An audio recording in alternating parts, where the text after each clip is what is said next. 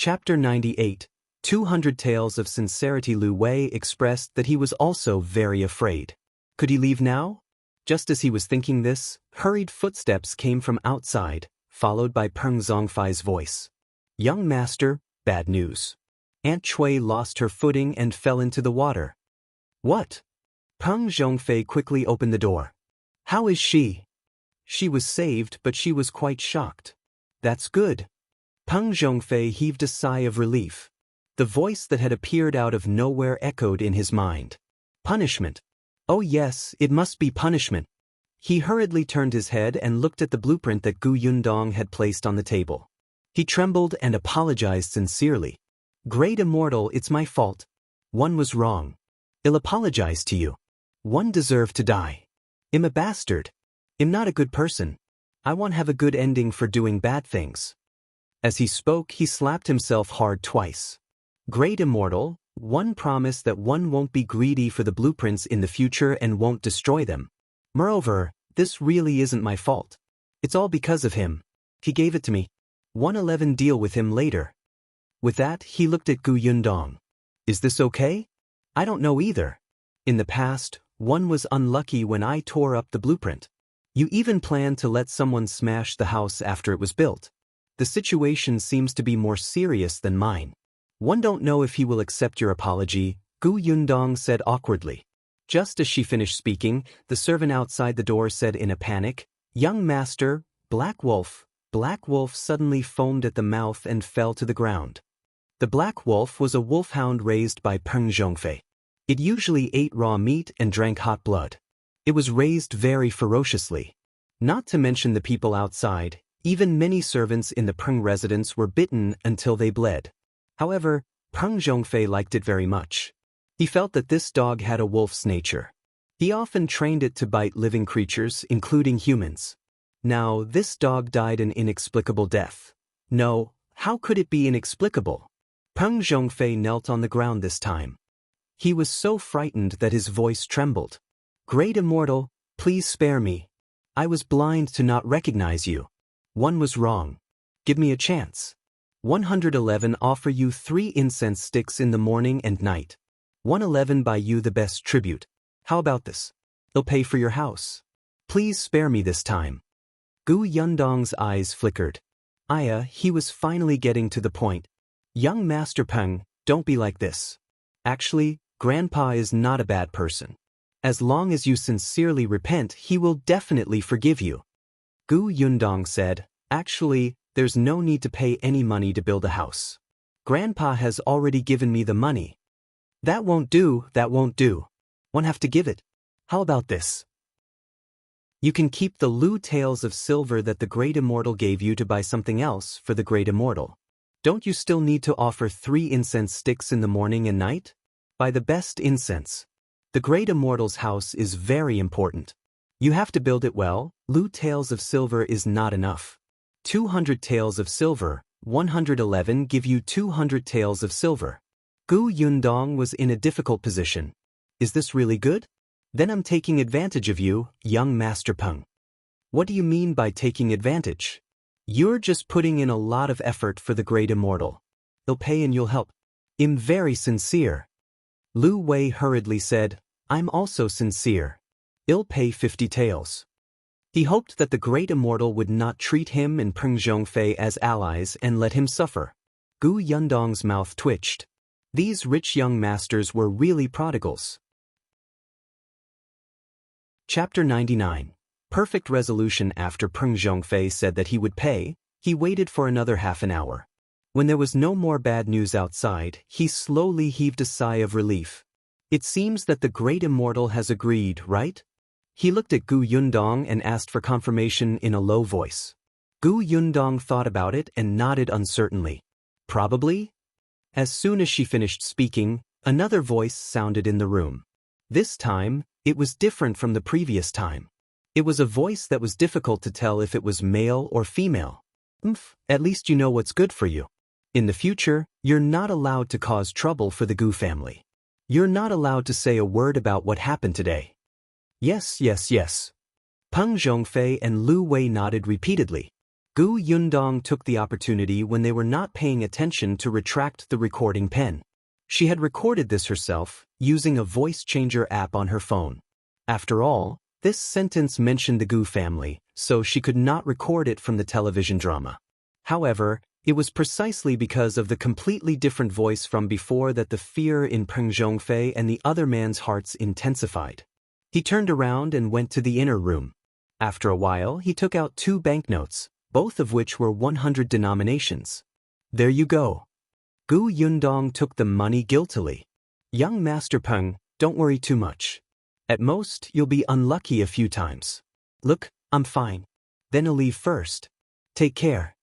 Gu Yundong put away the drawings on the table and turned to leave the Jinglan manor. She had drawn this blueprint earlier and placed it in her spatial storage. After she handed the first blueprint to Feng Danning, she would sometimes think of places that needed to be modified and added, so she drew a new one. She planned to give it to Feng Danning in 2 days. In fact, there were only some small details that were different. There were not many changes. However, Peng Zhongfei had not studied it carefully. How could he tell the difference between the torn blueprint and the new one? In any case, he was scared out of his wits. Gu Yundong laughed. As soon as he went out, Chang Fu welcomed him. Gu Yundong glanced at him. Let's go. After taking back the blueprint, she did not have to worry about Peng Zhongfei's revenge and even earned 200 taels of silver. Yes, perfect. No, everything would be fine after the last thing. Chang Fu saw that she was in a good mood and had the blueprint in her hand. She actually took it back. He wondered what she had done. As soon as the 2 of them left, Liu Wei also bade farewell. Peng Zhongfei was no longer in the mood to entertain him. He waved his hand and let him leave. Liu Wei did not leave immediately after leaving the Peng residence. He found an alley and stopped, waiting for Shao Qingyuan in the carriage. Peng Zhongfei paced around in frustration. Thinking of what had just happened, he still felt that something was in the room, so he went out to see his beloved dog. The servant hurriedly followed, but he was sent away by Peng Zhongfei to clean up the broken vase on the ground. He walked very quickly. However, not long after he walked out of the Jinglan manor, a sack was suddenly thrown over his head. Then, a series of punches and kicks landed on his body. Peng Zhongfei screamed in pain and could not resist at all. He waited until the other party was almost tired from fighting before stopping. Shao Qingyuan looked at the motionless person on the ground with an indifferent gaze.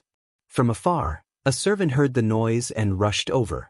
He took advantage of the chaos in the Peng residence and slipped away from the back door. Unexpectedly, not long after he walked out, he saw 2 people tugging at each other. Chapter 10. Dare to say such a thing. Shao Qingyuan frowned. Why were these 2 people here? What were they up to?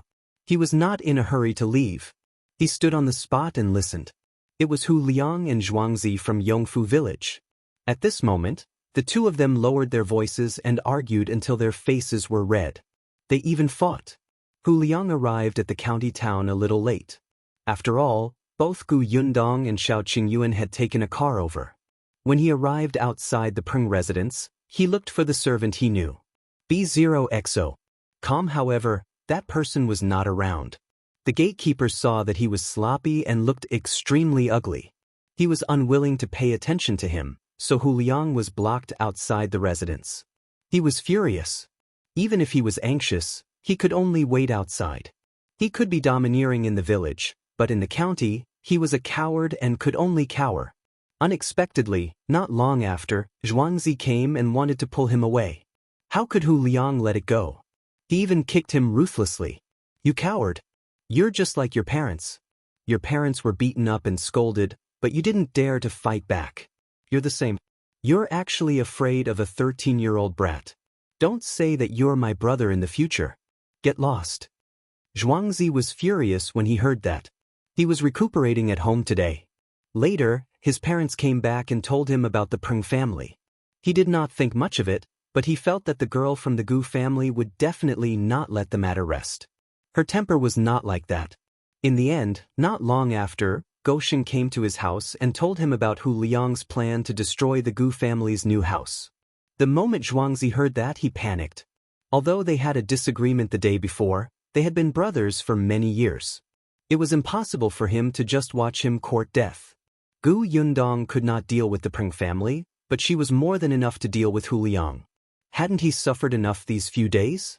Therefore, he could not be bothered to rest at home. He rushed to the Gu family's homestead and did not see anyone. Later, someone said that he had gone in the direction of the county. Zhuangzi was furious and immediately rushed to the county city. As expected, he saw Hu Liang pacing left and right at the back door of the Peng family. Seeing that he had not entered yet, Zhuangzi heaved a sigh of relief and wanted to take him away on the spot. Who would have thought that not only was he obstinate, but he also kept poking at his heart? He was also angry. Hu Liang, one used to call you Big Brother because you were loyal, decisive, and smart. But look at you now. You just have to hold on to a little girl and not let go. You clearly suffered at her hands and lost money. You knew that you were not her match, but you still insisted on charging up. You're saying that I'm not loyal, decisive, or smart enough now, right? Hu Liang interrupted him impatiently. Let me tell you, it's precisely because one suffered a loss that I have to take revenge. This is a man's backbone. I'm different from your parents. They don't dare to make a sound when their house is destroyed. They only know how to cry when their family's land is snatched. One think if your sister is raped one day, your family will only obediently give her to the rapist. They won't even dare to let out a fart. Perhaps they have to thank the rapist for taking a fancy to her. Hu Liang. Zhuangzi's eyes widened. How dare you say such a thing? Why wouldn't one dare? Your family is so cowardly. Otherwise, why haven't you had any friends since you were young? If it weren't for the fact that I pity you, you wouldn't even be my underling. One don't want you as my underling anymore. In the future, you might have to rely on your sister who sells her body. Chapter 101. Thrown to the Peng residence, Zhuangzi punched him hard in the face.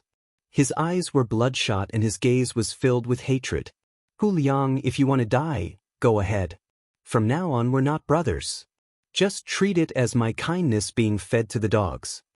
He ignored him and turned to leave. Hu Liang sneered. Do you think I care? If it weren't for the fact that I wanted to gather 4 people, one wouldn't be willing to bring you along. Coward. He touched his face and snorted. Damn it, he should have retaliated just now. This kid was too bold to hit him. When he returned to the village, he would teach him a lesson. Although Shao Qingyuan did not hear everything, he knew that Hu Liang was here to cause trouble for Gu Yundong. This person was still unwilling to give up after being taught a lesson. He was like a plaster. So, Shao Qingyuan could not be blamed. Shao Qingyuan flashed out from behind him and knocked him out with a single palm. Then he walked to the back door of the Peng residence and waited quietly for a moment. When the gatekeeper was called away to speak, he carried Hu Liang in. He directly threw the man behind a big tree outside Jinglan Manor and left the Peng residence silently. Lu Wei was still waiting for him in the alley. When he saw him coming over, he hurriedly lifted the curtain and let the guy come up. Before Shao Qingyuan could sit down, he couldn't wait to say, "Let me tell you, one just..." Halfway through his sentence, he suddenly realized that he couldn't reveal what was happening in the Peng residence. Hence, the tip of his tongue turned and he immediately changed the topic. Let's go. We'll go up the mountain now. We agreed to fight roe deer and tigers. However, Shao Qingyuan said, it's getting late today. Let's go another day. Another day? But I'm in a hurry. However, this timing was indeed a little inappropriate. Lu Wei could only sigh and compromise. All right, then, tomorrow it is. All right. Shao Qingyuan turned his head away. Then he got out of the car and left without looking back. Lu Wei pouted. We haven't even finished talking. Why are you in such a hurry to leave? However, what exactly did he go to the Peng residence for? At that time, he only asked him to look for Peng Zhongfei to chat and drink tea. He said that he had something to do and looked for the servants in the residence. It was just that this matter took a long time. Shao Qingyuan quickly walked on the road to Yongfu village. He did not delay for long, but he still did not meet Gu Yundong, who had left earlier. At this moment, Gu Yundong had already followed Chang Fu back to the Chang family. Chang Fu pleaded, Look, You've brought back the blueprint. Can you give me the antidote now? Gu Yundong gave him a white pill and Chang Fu swallowed it without a word. Gu Yundong ignored him. Chang Fu did not need her to teach him a lesson. Peng Zhongfei had suffered such a huge shock. Wouldn't he find trouble with this guy?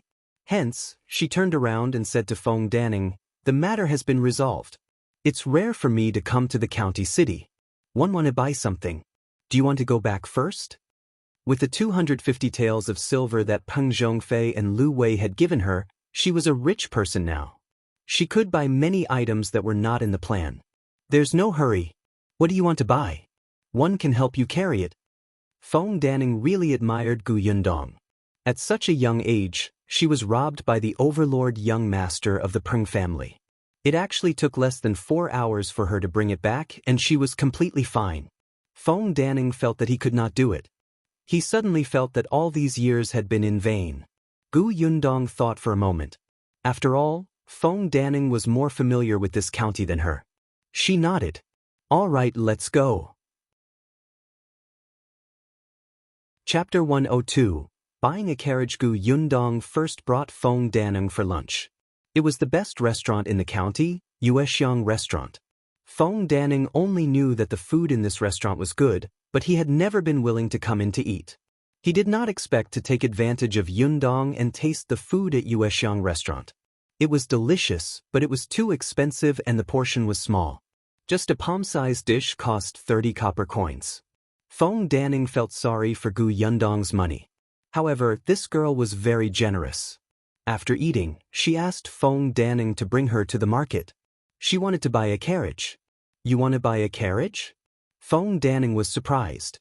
This Gu girl who had escaped from the wilderness was indeed more capable than he had imagined. He thought that it would be good enough if she could take out 100 taels of silver to build a house. He did not expect that she still had the money to buy a carriage. Gu Yundong nodded. "It's convenient to buy a carriage. If we hadn't taken someone else's mule cart into the city today, we wouldn't know how much time we would have wasted. Moreover, my sister-in-law is still young. With a carriage, we can bring them to the city to play." Gu Yunshu and Gu Yunke rarely had the chance to go out and play. In the past, when they were in the Gu family, Gu Yunshu was probably the only one who had gone to town. Later, they were on the way to escape. This time, they went far, but they did not have the leisure to stop and take a good look.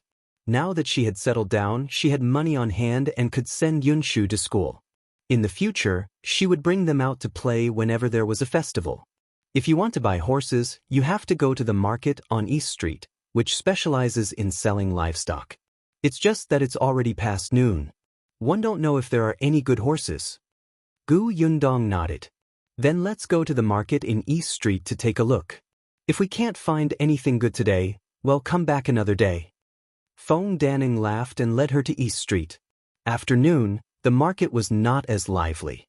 Feng Danning knew someone here. He was a smart kid who looked after the place. He directly brought them to the innermost part of the market.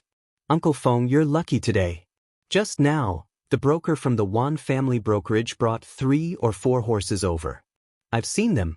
They're better than the ones sold this morning." Feng Danning perked up. "Really? Hurry up and bring us to take a look." The horses were indeed good horses, but they were also not cheap. Gu Yundong was not very good at checking horses, but Feng Danning had some experience. In addition, the kid beside him helped to bargain. In the end, he bought a strong brown-haired horse for 15 taels of silver. This horse was quite friendly to Gu Yundong, and she liked it. It was not old, so she decided that it was it. When the broker asked her if she wanted a carriage, she definitely did. However, there was no need for it to be too gorgeous. After all, she often went back and forth in the village. It was all dirt. In the end, Gu Yundong chose an ordinary-looking but sturdy carriage. She put on the horse rope and could leave. This carriage also cost 3 taels. TSK, it was expensive. But now that she had a carriage and a house, Gu Yundong was very satisfied. After the carriage was bought, Gu Yundong wanted to go to South Street to buy something. It was prosperous there and was close to the city gate. Feng Danning was a little excited as he drove the carriage. Men loved vehicles, regardless of modern times or ancient times, even if this vehicle was not his. The two of them took the carriage to the East Street. Unexpectedly, when the carriage passed by the back road of the Peng residence, the door of the Peng residence opened and a person was thrown out heavily. If not for Feng Daning's sharp eyes and quick hands, the horse would have been shocked. Chapter 103. Who cares? Gu Yundong quickly held the carriage door and sat down. He looked up at the person who had been thrown out. That person was in a sorry state. The lower half of his body looked bloody, and his face was swollen. But why does he look so familiar? Where have I seen him before? She didn't know him, but Feng Daning did. He was shocked. Isn't this Hu Liang? Why is he here and beaten up like this by the Peng family? Yundong, should we? Feng Daning wanted to ask if he could help. Although this rascal was quite hateful, they were from the same village after all. It was a little unreasonable for him to stand by and do nothing when he saw him like this. Unexpectedly, before he could finish speaking, Hu Liang, who was beaten half to death, started crying at the Peng residence. I'm not lying. I'm really here to look for young Master Peng. That Gu Yundong wants to harm young Master Peng. She went around our village saying that young Master Peng stole her things and even said that she has a backer to torture young Master Peng to death. Hu Liang did not know how things had turned out like this. He had been in the Peng residence since the moment he woke up.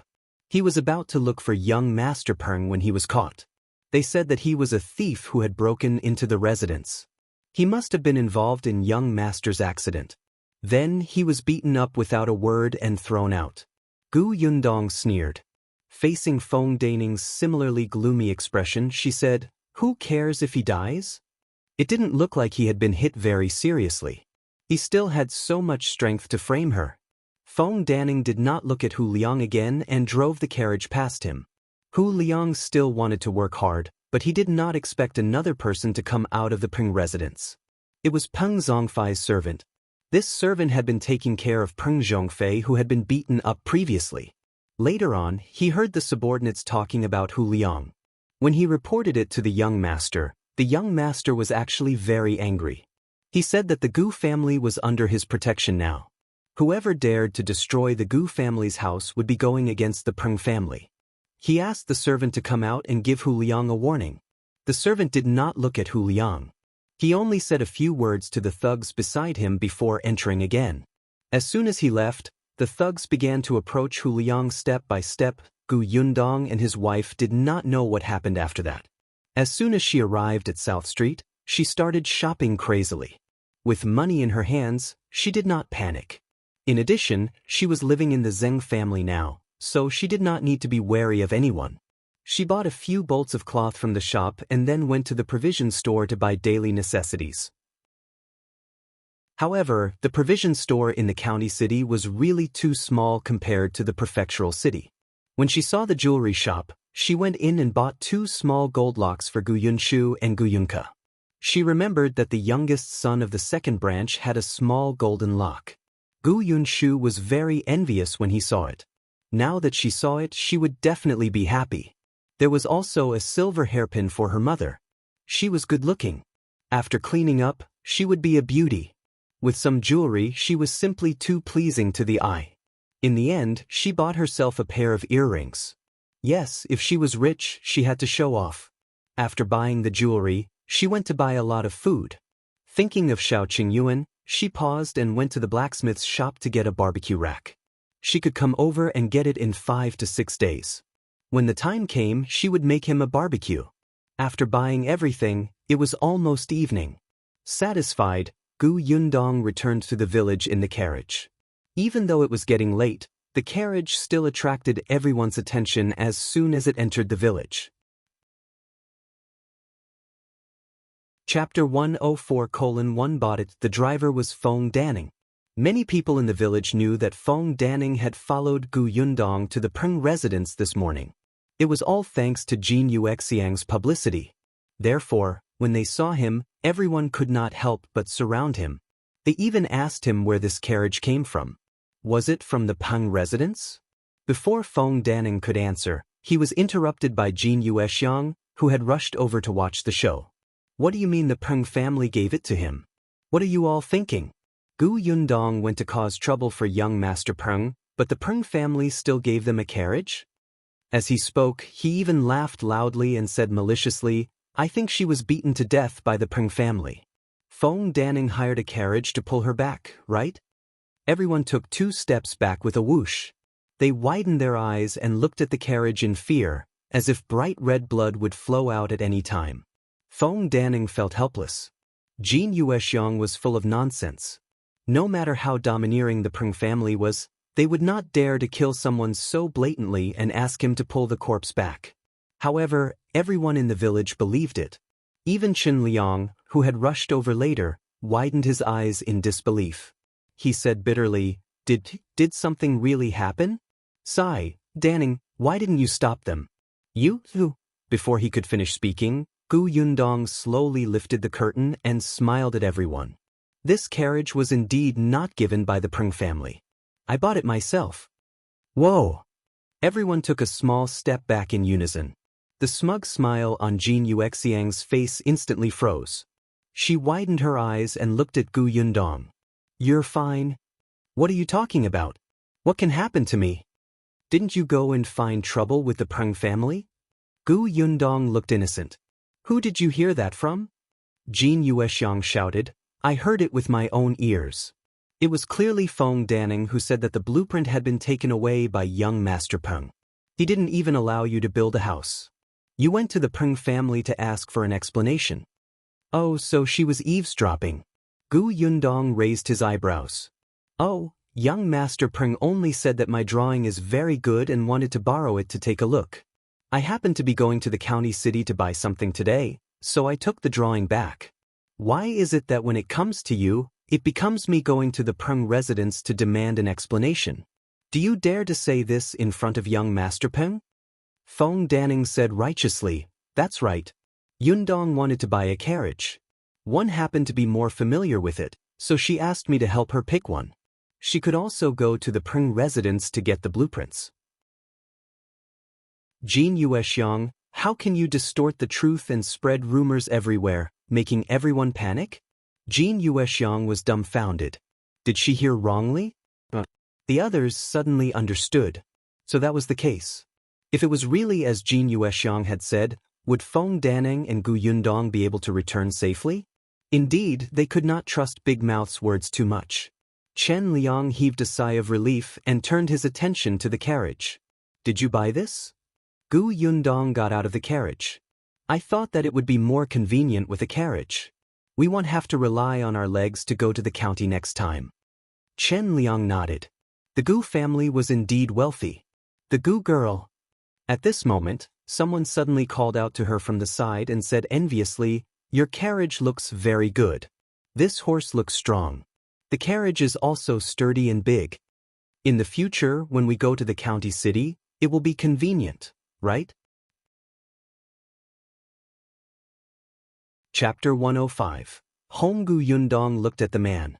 He was a middle-aged man. She did not know him, but she did not like to hear him say such things in front of everyone. Hence, she smiled at that person and said, It's my family's convenience. It has nothing to do with you. That person was stunned. This little girl really didn't know how to conduct herself. He raised his eyebrows.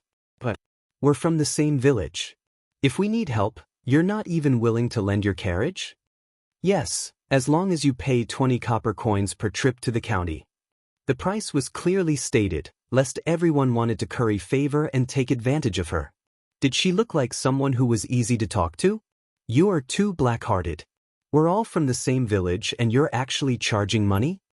That person immediately shouted, Isn't that right, everyone? We'll only pay 3 copper coins each if we take the ox cart to the county. Gu Yundong said, Oh, so you know that you have to pay for taking someone else's carriage. I thought you didn't know that even biological brothers have to settle accounts clearly. If you think it's too expensive, you can choose not to take it. I bought the carriage for myself, not for you. That person choked. Qin Liang, who was at the side, could not stand it anymore. All right, one look and you can tell that this carriage is not cheap. There are so many people in the entire village. If everybody takes it, can you let her have some peace? The carriage is not for public use. One think the method of charging money is quite good. If you can afford it, you can take it. If you can't, you can take the ox cart. It's been like this for so many years. But does the Gu family buy a carriage and your legs are broken? Gu Yundong silently gave him a thumbs up. If she said it, it was like she was looking down on them. The village chief was the right person to say it. As expected, the people around who wanted to take advantage of him were a little flustered, especially the middle-aged man who had just spoken. He could only lower his head and mutter. At this moment, Gu Yunshu ran over with the Zheng siblings. Eldest sister, you're finally back." Gu Yundong looked down at his flushed face and reached out to rub his head. "Were you obedient at home?" "Yes, I was." As he spoke, he shifted his gaze to the carriage behind her. "Big sister, did you rent a carriage to come back?" Gu Yundong carried him to the shaft of the carriage. "No, this is our family's carriage. Eldest sister bought it today. If you want to go anywhere in the future, you can take this carriage."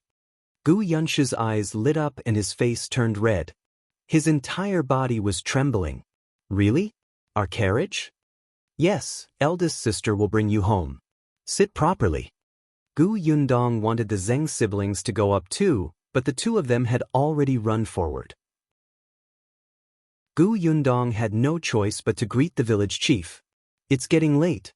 My mother is still waiting for me at home, so 111 go home first."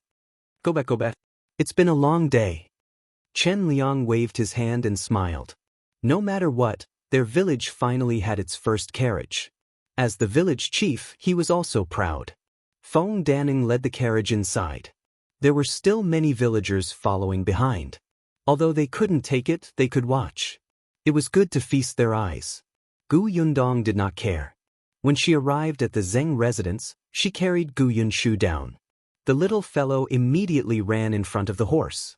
Feng Danning stopped him from approaching in case the horse was shocked. Gu Yundong reminded him before entering the house. Unexpectedly, as soon as she entered, she stumbled towards Gu Yunke. The little girl's eyes were red, as if she had just cried. Chapter 106. Gu Yunke complains Gu Yundong was stunned. "Why are you crying? Who bullied you?" "It's older brother." The little girl began to complain. Older brother was bad. One also wanted to pick up eldest sister. He didn't even wait for me and ran away. I'm so angry. Gu Yunke was young and malnourished. She would stagger if she walked faster, let alone run. Gu Yunshu did not notice and ran to the village entrance to pick up eldest sister. The little girl was so angry that she stomped her feet twice. 111 Ignore brother from now on. Just as she finished speaking, Gu Yunshu ran in excitedly and said to her, "Little sister, eldest sister bought a carriage. It's outside the door. Hurry up and take a look." The little girl's eyes immediately lit up. "I want to see, want to see."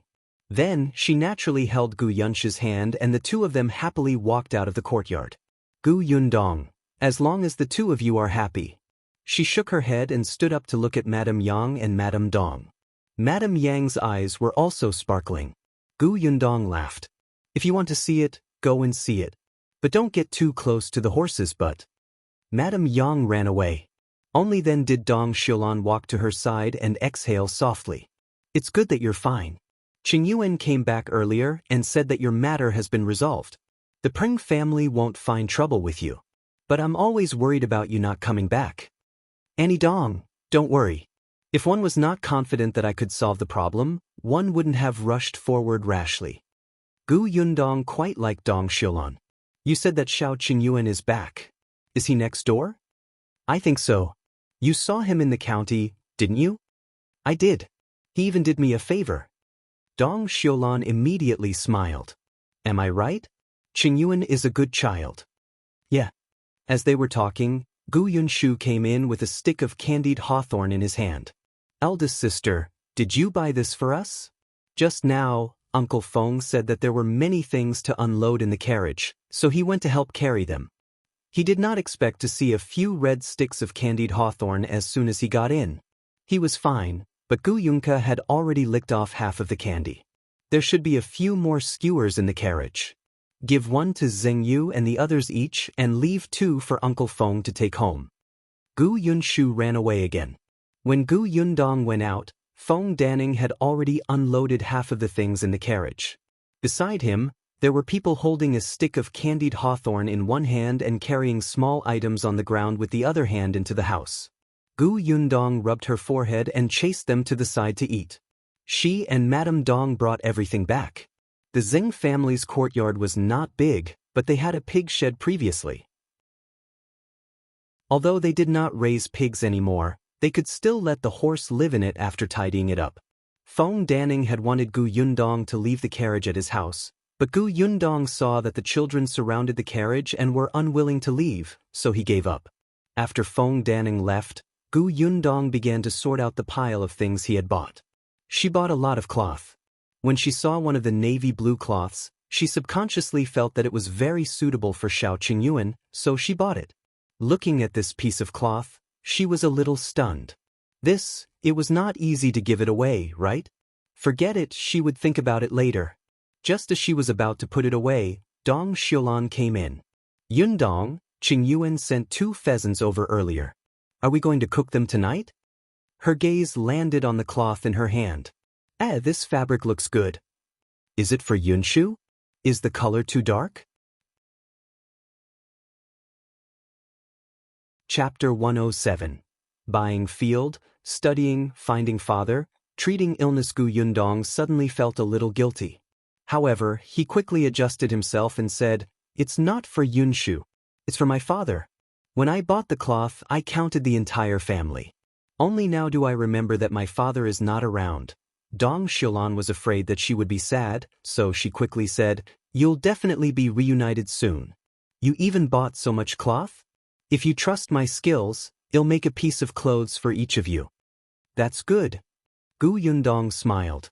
"Auntie's embroidery skills are good, so it's definitely not a problem for you to make clothes. But I have to make it clear that you have to be paid. One can't take advantage of Auntie." "How is this taking advantage? Look at how much good stuff our family has eaten from you since you came. You went to the county city and came back to buy candied hawthorn for Xian'er and the others. I'm so grateful. It won't take much effort to make a few sets of clothes. It's settled." With that, Dong Xiulan left without waiting for her to reject. Gu Yundong laughed and shook her head. She did not insist. After tidying up herself, she went to the kitchen to cook the 2 pheasants. They had agreed to make a salt-baked chicken and a spicy chicken for Shao Qingyuan. Dong Xiulan had taken care of the 2 chickens, so Gu Yundong moved much faster. In addition to the 2 chickens, she also bought other vegetables in the county city. When they were done, she asked Gu Yunshu to send them to the neighboring house. After dinner, Gu Yundong sat on the chair and pondered. Now that the blueprints were back, the Peng family would not cause trouble for him. Apart from the money she had to build a house and buy a carriage, she still had about 230 taels of silver. To others, it might seem like a lot, but to Gu Yundong, it was not enough. Not to mention that she did not have a fixed asset like fertile land, she still had to send Gu Yunshu to school, find Gu Dajiang, and treat Madame Yang. These were all money-burning jobs where she could not save money even if she wanted to. She had to buy a few acres of fertile land. She could rent it out even if she didn't know how to grow it. Yunshu's school was not in a hurry. She heard from the village chief that the school in town had to accept students above the age of 6. Yunshu would only be 6 years old after the new year. She could just ask around first.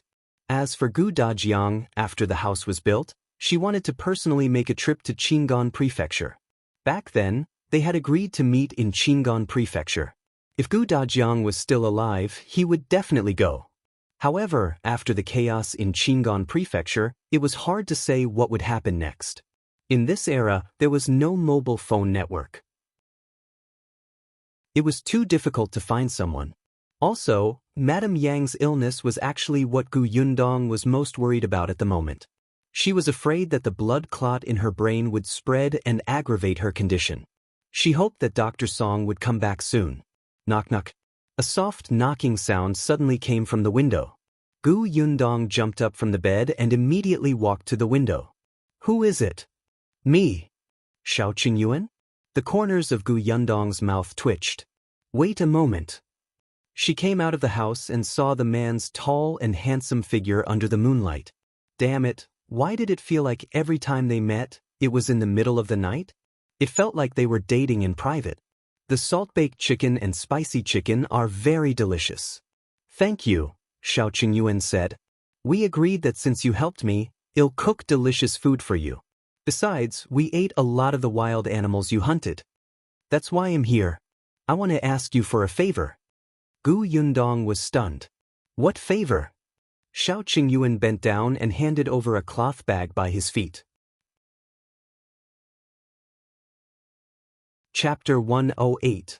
Under the stove only then did Yundong notice that there was something beside his feet. What is this? White flour, Qingyuan said. I'm going to bring that young Master Liu into the mountains tomorrow morning. I promised him that one would go deep into the mountains to kill the tigers. I might only be back in 2 or 3 days, so one have to bring some dry food. The steamed buns and pancakes in town are too disgusting. I want you to help make some. Yundong's eyes widened. Tigers? You're going to fight the tigers? Have you fought them before? I did. Once, when he went deep into the mountains, he encountered an old hunter who was bitten by a tiger and was almost forced into a corner. He was the one who knocked the tiger down. Later on, the old hunter dealt with the tiger and gave him the bulk of the money. But you even brought that useless young Master Liu along this time. Won't he be dragging you down? Yundong frowned. He felt that his decision was very unwise. If he wanted to fight the tiger, it would be easier for him to escape if he encountered danger in the mountains alone. But with such a rich young master, Yundong had a feeling that they were courting death. Qingyuan said. He insisted on following. What a prodigal son who wants to drag others down with him. Yundong regretted that she had only received 50 taels of silver in the day. One think it's better for you to knock him out and throw him into a tree. That's what one planned to do. Yundong was speechless. She could not help but laugh. Seeing that he had already made up his mind, Yundong could not say anything. She took the white flour bag. Wait a moment. 111 make pancakes for you now. In this weather, it won't be a problem to keep them for 2 or 3 days. Later, you can make them hot and eat them. By the way, can you eat spicy food? I'll make you some hot sauce. I'll warm you up. Qingyuan couldn't help but smile when he saw her turn around and return to the kitchen. Okay. Yundong's movements were very light. Madame Dong and the rest were sound asleep and were a distance away from the kitchen. Once the door was closed, most of the sound was cut off. Although Qingyuan's culinary skills were not good, he could still start a fire. One of them stood in front of the stove while the other was sitting. The scene was indescribably harmonious.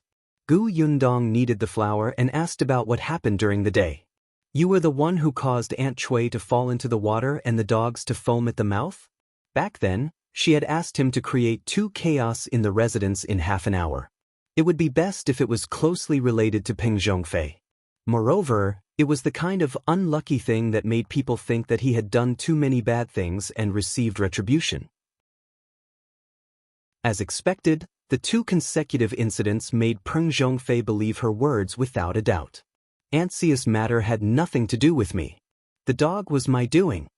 Qingyuan originally wanted to light a fire in Peng Zongfei's study, but before he could do so, he realized that Peng Zongfei's first wife wanted to deal with his beloved concubine, Madame Cui. Qingyuan watched coldly as his wife and concubines fought. When the servants went to Jinglan Manor to report to Peng Zongfei, he went to find the ferocious dog. When it saw Qingyuan, the dog bared its fangs at him and wanted to bite him, but he kicked it away. Then this dog foamed at the mouth. Yundong could not help but laugh when she heard that. She was very agile. When Qingyuan asked her how to get the blueprint back, she said what she needed to say. There was nothing to hide from the 2 of them. When all the pancakes were done, Yundong gathered them all and handed them to Qingyuan. Time was limited, so she could only make do with this. Qingyuan was about to leave with the cloth bag containing the hot pancakes and sauce when Yundong suddenly thought of something and hurriedly stopped him. Wait a moment. Chapter 109. Who is Qingyuan? Yundong ran into his room and quickly came out with the crossbow in his hand. "I'll lend this to you," she said. "But after you defeat the tiger, you'll give me 10% of the silver. It's not that I'm ruthless, but this is good stuff. You've seen it before. It's powerful and life-saving." Shao Qingyuan lowered his head and looked at the crossbow in his hand. His slightly lowered eyes seemed to flash. His fingers tightened slightly. After a moment he looked up. "I'll give you 20%. Yundong's eyes lit up. This guy was too smart. Only then did Shao Qingyuan leave. However, his back view made him look even taller. Yundong then tidied up the kitchen and went to sleep. The next morning, the entire Yongfu village became noisy again. It wasn't farm time now, and most of the people were chatting outside. Hence, they saw the gorgeous carriage that had sped over early in the morning. Everyone at the village entrance stood up with a whoosh. "What's going on?" "The Gu family bought a carriage yesterday." "Who bought it today?" As soon as someone finished speaking, he heard the servant driving the carriage ask, "Brother, how do we get to Shao Qingyuan's house?" "Shao Qingyuan? Who is it?" "There's no such person in our village." "Did you find the wrong person?" The servant was dumbfounded. "What? There was no such person? Isn't this Yongfu village?" "It's Yongfu village, but there's indeed no one called Shao Qingyuan." "Tell me in detail what that person looks like." "He might be from the neighboring village." "I'll help you ask around." "Why ask?" Madame Zhou couldn't stand it anymore. She squeezed in with a washing basin and couldn't help but roll her eyes at the group of people. Then, she said to the servant, "Why are you looking for Shao Qingyuan? Don't tell me you're looking for trouble?" The curtain of the carriage was lifted, revealing Lu Wei's face. He smiled and said to Madame Zhou, "I'm looking for him to help me. He's from this village, right?" Someone beside him recognized him. Wasn't this the young master behind Madame Fang and her daughter that day? The discussions at the side made Madame Zhou understand. It seemed that they were not looking for trouble. She heaved a sigh of relief and pointed to the left. "Shao Qingyuan's house is at the foot of the mountain over there. Go over and you'll see a house under construction. Just go a little further." A villager exclaimed, "Isn't that the home of a wolf cub?" "A wolf cub? That's right, the wolf cub seemed to be called Shao Qing something." This was a habit, and they almost forgot his original name. Lu Wei thanked him and asked the servant to drive the carriage to the Shao family. When everyone saw him leave, they followed behind curiously. Not long after, Lu Wei entered the Shao family's house. The villagers who had followed him here were a little far from his house. They only dared to stand at the entrance of the Zheng family's house and discuss. Shao Qingyuan had been waiting for him since a long time ago. Everything that needed to be prepared had been prepared. When Lu Wei arrived, he didn't even drink any water before he was called into the mountain. "Have you brought everything? We have to stay in the mountain for at least 2 days." When Luan, the servant beside him, heard that he would be staying for a few more days, he immediately could not take it anymore. "Young master, why you're not coming back on the same day? Don't be silly. We have to go deep into the mountains to hunt tigers. How can we come back in a day?" "All right, stay in the Shao family obediently and wait for me to come back. Help Shao Qingyuan guard the house. Be smart. When Brother Qin needs help in the room, help him. Don't put on airs." Luan was about to cry, but he could not stop the young master at all. No wonder the young master did not even bring the coachman when he went out in the morning and only let him drive the carriage. Luan wanted to cry but had no tears. He could only watch as the two of them walked further and further away. When Madame Fang and her daughter rushed over after receiving the news, the eldest young master of the Liu family was nowhere to be seen. Chapter 11. Oh, what are you smug about? Madame Fang and her daughter were extremely regretful. Why didn't young Master Liu look for them first when he came? Why did he directly find out that the Shao family was here? The two of them sighed and looked in the direction of the foot of the mountain. When the other villagers saw this, they surrounded them. Previously, they did not dare to approach the Shao family. Now that Shao Qingyuan had left, they naturally wanted to know how young Master Liu met the wolf cub. Why did he let him bring him into the mountain? Speaking of this, Madame Fang and her daughter were a little smug. Madame Fang smiled and said, It's all thanks to our Yulan that wolf cub knows young Master Liu.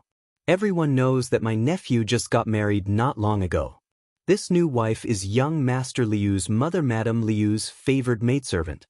The new wife has a good relationship with our Yulan. When she went to the Liu family to see Madame Liu, she brought Yulan along. Yulan heard that young Master Liu is looking for a hunter who killed 2 wild boars not long ago. If he wants to enter the mountains, doesn't he need a familiar hunter? B0XO. Everyone was enlightened. So it was to find a guide. Then you didn't tell young Master Liu about that wolf cub? Why not? But what kind of family is the Liu family? Who is young Master Liu? Why would he be afraid of a wolf cub? Madame Fang said smugly, my niece-in-law said that young Master Liu knows martial arts. Otherwise, why would he dare to follow the wolf cub into the mountain without bringing anyone? Don't underestimate him. How much money can that wolf cub get by bringing him into the mountains? Someone asked. Madame Fang really didn't know about this, but it didn't stop her from thinking. Hence, after a pause, Madame Fang stretched out 2 fingers and shook them. Definitely. 2 taels of silver? Of course. Young Master Liu has always been generous. Speaking of the Liu family, Madame Fang and her daughter really talked non-stop. Madame Zhou's face darkened. She held the wooden basin and snorted. Then, she turned around and went home. Her second daughter-in-law, Madame Song, was also in the crowd. Seeing this, she hurriedly followed and took the wooden basin from her mother-in-law. Madame Zhou walked away quickly. One don't know what's there to be happy about.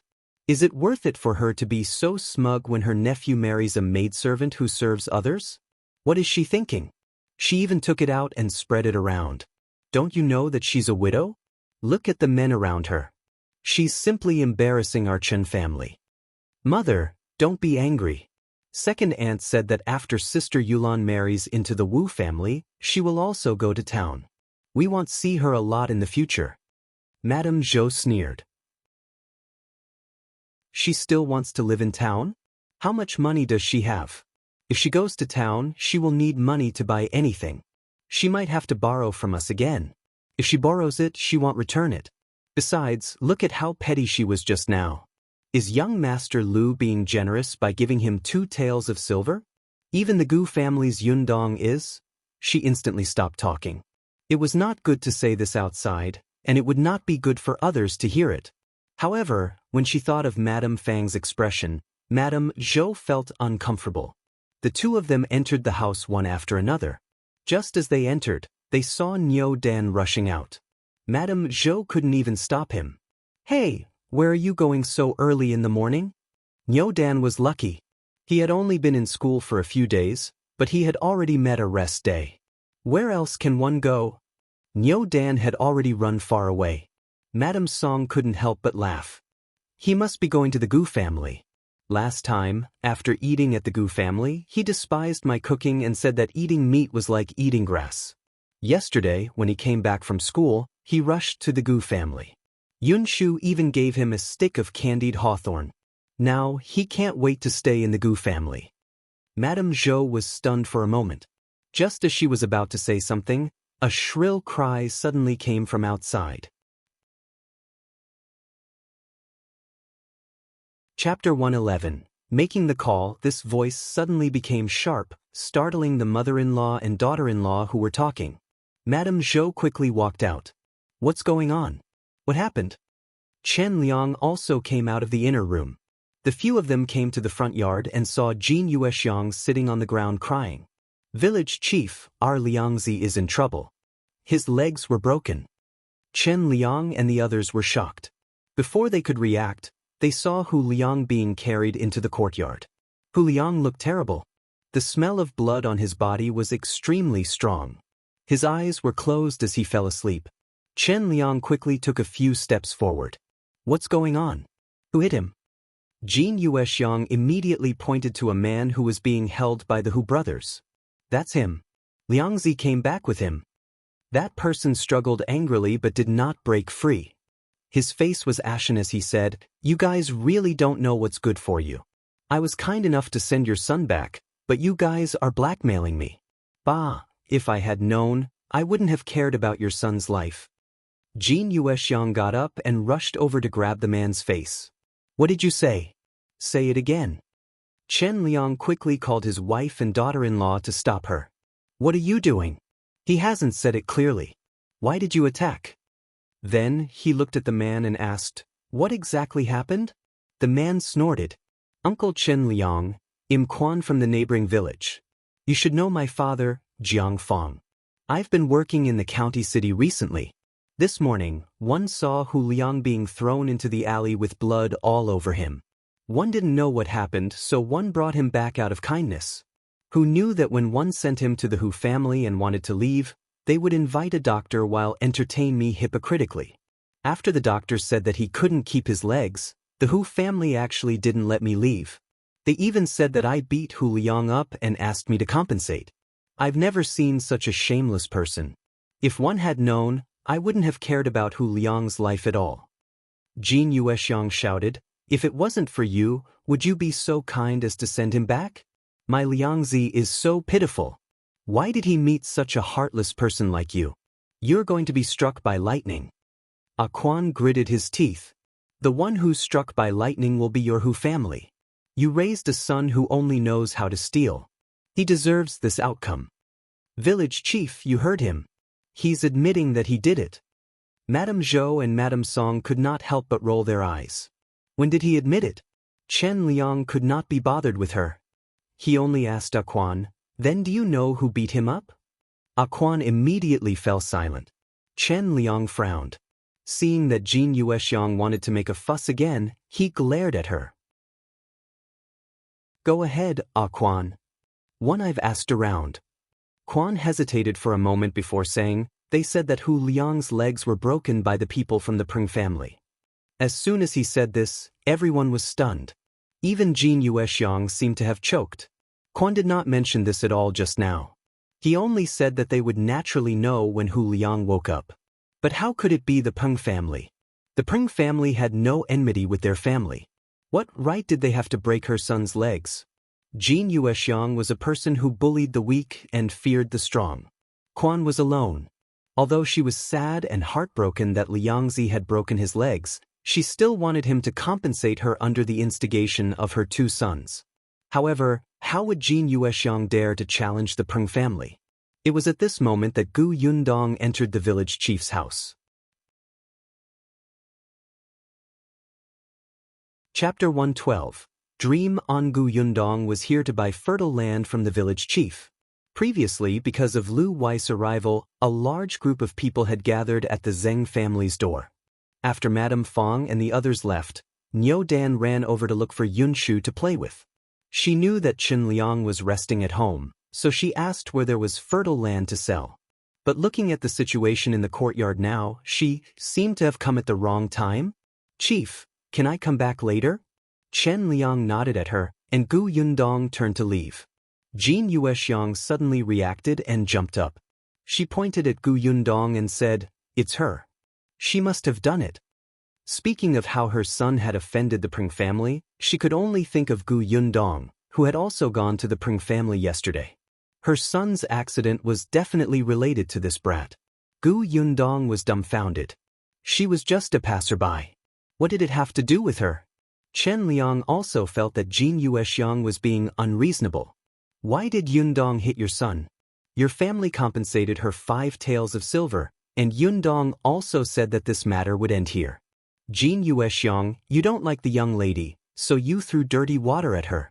Can you still be a human? Jin Yu was extremely furious. It's her. Village chief, it's really her. Our Liangzi heard that this brat went to settle scores with the Peng family, so he followed her to the county to look for young Master Peng. In the end, he didn't come back. Fai lost his legs when he was sent back this morning. If it wasn't this girl, who did it? Chen Liang's face darkened when he heard that. So you're saying that Hu Liang wanted to harm Yundong first? Jin Yuexiang choked and quickly argued, didn't he fail? On the contrary, my Liangzi ended up like this. You're the village chief of Yongfu village. You have to stand up for my Liangzi. That's right. The Hu brothers looked at each other and said, Liangzi's life is ruined. He won't be able to support himself in the future. Gu Yundong has to pay 100 taels of silver no matter what. Gu Yundong's lips twitched. Dream on. Do you want to have a taste of being whipped by me? The Hu brothers suddenly shut their mouths and did not dare to speak anymore. Although they had not seen Gu Yundong's actions with their own eyes, they had heard a lot, especially about their parents being sent flying with a kick. On the other side, Quan could not stand it anymore. One already said that it was the Peng residents who did it. The Peng residents spread the word that Hu Liang sneaked into the residence and stole something. He was caught red-handed by the servants of the Peng residence, which was why he was beaten up like this. Gu Yundong said, "Did you hear that? If you still think that one hit him, fine. Let's go to the Peng residence and talk about it. Let's see what's going on. Anyway, my family has a carriage, so it's convenient to enter the county city. But let's make it clear. If you accuse me, this won't be something that can be resolved with 5 taels of silver. Think about it clearly." As she spoke, she looked at the Hu brothers. The two of them quickly turned their heads away. It would be easier to blackmail Quan than Gu Yundong. At this moment, Hu Liang finally opened his eyes. He vaguely heard his mother's voice and tilted his head. Jin Yuexiang immediately reacted and rushed up to shout, Liangzi, how are you? Tell me what happened." When Hu Liang woke up, he was in so much pain that his forehead was covered in sweat. He immediately cried, Mother, my legs are gone. The Peng family broke my legs." All right, forget about blackmailing Gu Yundong now. Even Quan was no longer an option. Chapter 113, Guilty. As soon as Hu Liang said that, the Hu brothers felt that they were in trouble, but what could they do? The village chief was watching from the side. Madame Zhou and Madame Song pursed their lips secretly. They were very tired of the Hu family. Although they were from the same village, Hu Liang was a cancer in the village. It might be a good thing if his legs were broken. Jin Yuexiang did not know what these people were thinking. When she saw that her old son had woken up and confirmed that it was really the Peng family's doing, she panicked and hurriedly asked, "What happened? What exactly happened? Why did the people from the Peng family break your legs for no reason? Did you really go to their house to steal things? You're stupid. How dare you sneak into the Peng family? What will one do in the future?" As she spoke, she started crying. Hu Liang's body was in pain, and he became even more irritable after she cried. "I'm not dead. Stop howling." Jin Yuexiang was instantly choked and could not speak. Gu Yundong quickly held it in so that her laughter would not agitate his family. Chen Liang felt a headache coming on. He took 2 steps forward and stood in front of Hu Liang. He asked, "Tell me clearly, why did the Peng family break your legs? What did you do?" Hu Liang gasped in pain as he screamed. Even if the village chief was in front of him, he could not care less about his temper. "But how would one know why? I was knocked out after circling the back door of the Peng residence. When one woke up, I was in the Peng residence. Then, those servants of the Peng residence grabbed me and beat me up. They said that I stole something and threw me out after beating me up. That's not all. They even broke my legs later. I didn't do anything at all. Why don't you ask the people of the Peng residence yourself?" Chen Liang was so angry that he almost fell backward. However, Jin Yuexiang was still saying, "Village chief, you heard it. You have to stand up for our Liangzi." Chen Liang sneered. "Stand up for him? Listen to what he said. There's not a single word of truth. What do you mean by being knocked unconscious and waking up in the Peng residence? What the hell was going on in broad daylight? Stand up for him? How dare you say that when Hu Liang was sneaking around in the past, he didn't think of asking me to stand up for him? Let me tell you, he was caught stealing something. It's already a light punishment to have his legs broken. If you have the ability, bring your 2 sons to the Peng residence and talk to them." Seeing that the village chief had pointed at them, the Hu brothers subconsciously took 2 steps back and said to Jin Yuexiang, "Mother, Liangzi is already like this. In the future, you and father can only rely on us. If the 2 of us offend the Peng family and are beaten up like this, how can our family survive? Besides, Liangzi is in the wrong. How am I in the wrong?" Hu Liang was so agitated that he pulled at his wound. Before he could catch his breath, he fainted again. Chen Liang was impatient, especially when he saw the blood seeping out of Hu Liang's body again. He quickly waved his hand. "All right, quickly carry him back and find a doctor to treat him. Don't you know what kind of person Liangzi is? His brother is right. He was in the wrong in the first place. Why are you making a fuss?" Jin Yuexiang was frightened by her two sons' words. Although she doted on her old son, she was still the most important. Her old son was already in such a state. She couldn't possibly have nobody to rely on in the future, right? Moreover, she actually felt that Hu Liang was lying. He must have entered the Peng residence to steal something and was caught red-handed. Since the village chief had already said so, he definitely did not intend to interfere. She could only let her two sons carry Hu Liang home. Chapter 114. Madame Zhou sending food. Only then did Qin Liang heave a sigh of relief. He turned around and said to Madame Zhou, Hu Liang was spoiled to this extent by his parents. Every time he did something wrong, they didn't hit, scold, or teach him a lesson. They even protected him and doted on him like their eyeballs. Now, someone else has helped teach his son how to be a human. You guys have to remember not to raise Niu Dan to be like him. Madame Zhou and Madame Song nodded. Seeing that the matter had been resolved, Quan said goodbye. Chen Liang expressed his apologies for delaying him. Quan was fine with it. The unreasonable Hu family had nothing to do with Chen Liang. As soon as he left, Chen Liang looked at Gu Yundong, who was quietly standing at the side. A smile instantly appeared on his face, and he felt much more relaxed. Yundong, why are you here? I'm here to buy land from Uncle Chen. Yundong followed him to the central room. Chen Liang was stunned. Are you planning to buy farmland? How much do you want? What kind of farmland do you want? I want to buy more than 10 acres first. It's best if it's a first-rate fertile land. She had asked around and found out that 1 acre of fertile land cost about 10 taels of silver.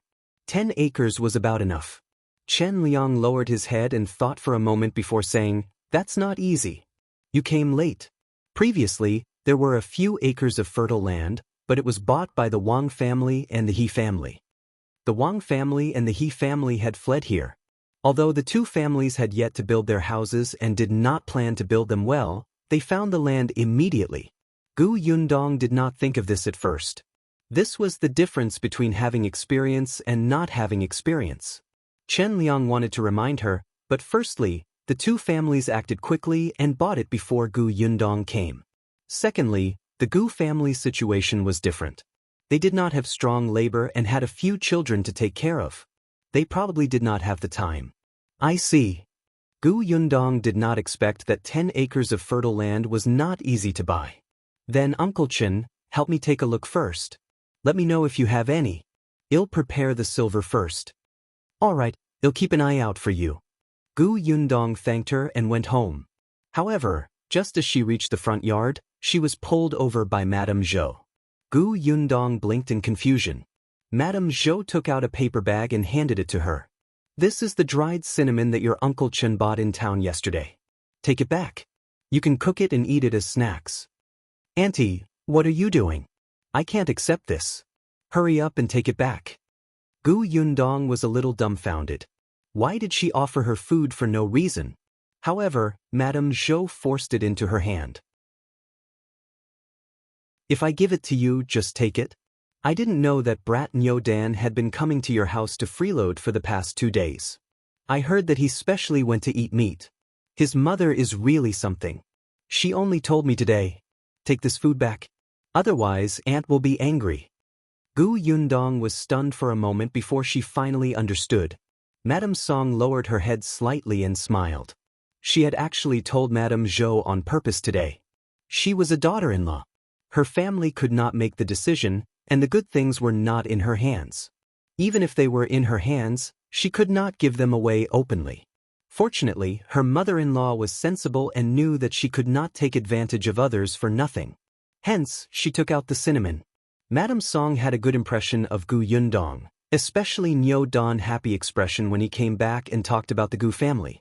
If Gu Yunshu had not been playing with Niu Dan, That brat would not have been willing to study. She heard that he was praised by master because of Gu Yunshu. Gu Yundong could not refuse her kindness. In the end, she took the cinnamon home. As soon as she arrived at the Zheng family, she saw Madame Fang and her daughter loitering at the foot of the mountain from afar.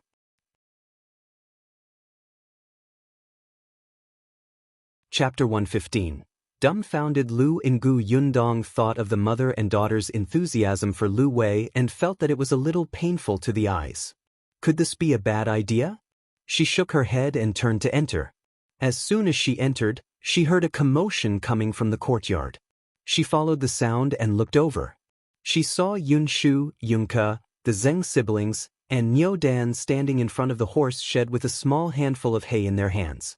Liu Wei's manservant, Liu An, stood at the side and made a fuss as he spoke. You can't feed it too much. It won't be able to eat.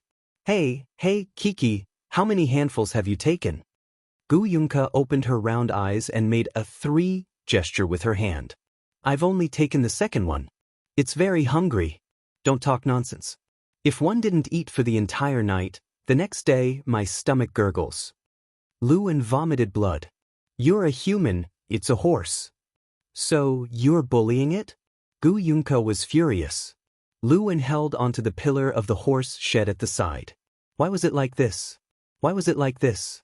He only saw the little girl eating a piece of fragrant oil pancake in her hand and was a little greedy. But why did he have to explain the key points of how to raise a horse to a group of children in the end? He was a page boy, not a groom, and definitely not a nanny. Gu Yundong wanted to laugh, especially after Gu Yunke said that. The other children all looked at Liu An accusingly. Nyodan's words were even more shocking. I heard that those rich families don't treat horses as humans. You also said that they were horses. Of course, they couldn't be seen as humans. It's different for our family. They treat cows very well and give them all the delicious food. Nyodan's family had a cow that his father and grandfather treasured. The children nodded and felt that it made sense. Liu An was at a loss for words. How could he prove his love for horses? Gu Yundong coughed lightly and walked forward with a smile. Gu Yunke was still holding the dry grass in her hand. She waved it and ran over. Eldest sister, Liu An bullied our horse. Liu An was speechless. Was she not even going to call him brother now? He was inferior to a horse. Gu Yundong took the hay from her hand and put it aside. She said in a low voice, Liu An is right. Horses have very thin bellies so they can't eat too much. She actually wanted to say stomach, but she was afraid that the children would not understand. When we feed the horses, it's best to cut the hay short, soak it soft or crush it so that the horses can eat happily. Just like Kiki, you can't eat cakes that are too hard and big, right? Gu Yunke nodded, not fully understanding. Eldest sister is right. When you're free, you can even take the horse for a walk. Well, go now. Gu Yunshu also threw away the hay. Eldest sister had said that the horse could not eat too much. Eldest sister was right. Gu Yundong turned to look at Liu An. Thank you. Liu An's eyes widened. He really wasn't a nanny. However, when he thought of what his young master had said before he left, he resigned himself to his fate and left with the children. Then the other children in the village followed. That night, Shao Qingyuan and Liu Wei didn't return. Madame Fang and her daughter waited at the foot of the mountain for a long time. In the end, they could only go home regretfully. However, the next day, the two of them persevered to the foot of the mountain again. This time, they knew how to cover up. They took the basket and pretended to pick wild vegetables. Gu Yundong was still unaware of their actions. When he woke up the next day, it was already a little late. The Dong family had already gone out. She walked slowly to the courtyard. She did not expect to see Gu Yunshu sitting alone in front of the horse shed with his chin on his hand, mumbling something.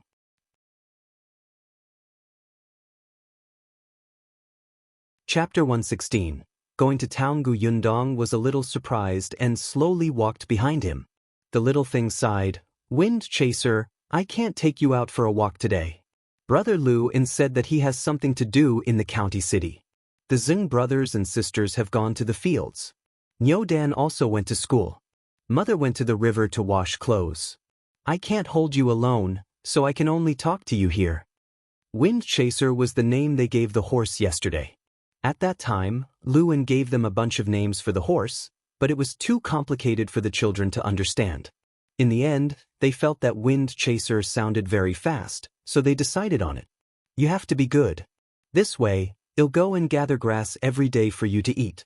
In the future, he'll even marry you and let you give birth to foals.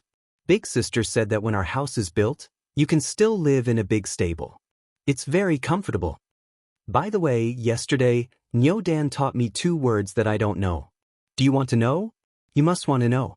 After all, my elder sister took a fancy to you. You must be an eager to learn horse. 111 write it for you immediately. As Gu Yunshu spoke, he squatted down and used a branch to draw on the ground. After writing, she tilted her head and read it carefully. After wiping it off, she wrote again. Gu Yundong watched from behind him for a long time. When she saw her small figure squatting on the ground alone, she secretly sighed. Yunshu had only been in Yongfu village for a short period of time. Now, the only good friends she had were Dan and Zhenglu. Dan was going to school. Although Zhenglu was young, he still had to work every day. Early this morning, he went to the fields with his brother and sister. Actually, Yunshu had to work in the old Gu family in the past. Seeing Zhenglu busy himself, he wanted to follow. But how could Madame Dong let him do things for her?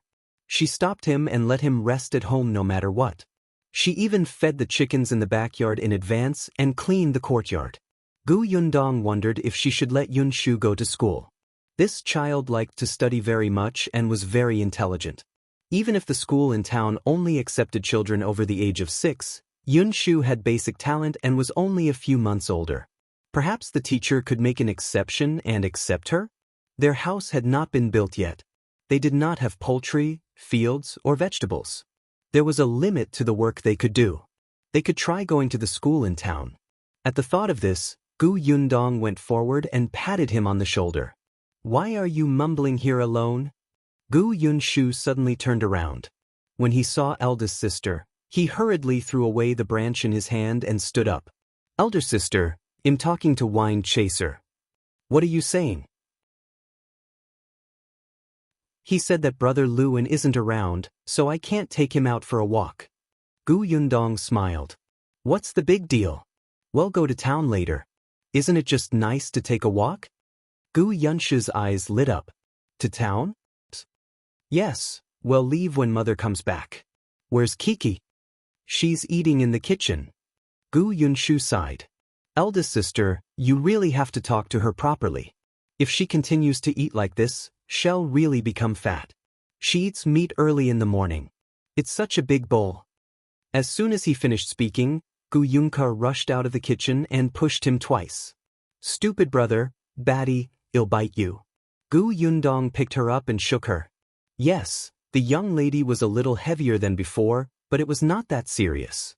Compared to those children who were excessively fed and clothed, she still failed. All right, go back to your room and change first. When the 2 children came out after changing, Madame Yang had also returned.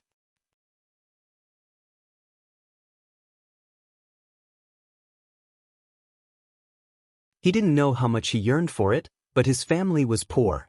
He heard that all the money was spent on the house and the carriage. Studying cost a lot of money. He didn't want to add to his sister's burden.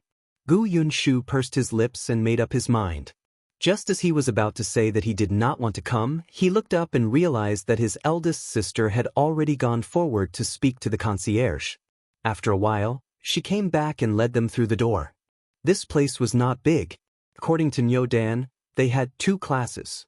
One was a preparation class, and they were all children of his age. The other class was on the other side.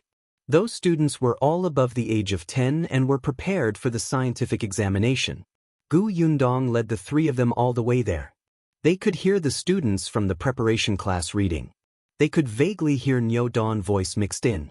When they were about to reach the central room, they suddenly heard a stern voice coming from the corner. What did one tell you? Look at what you did. Did you listen to the master?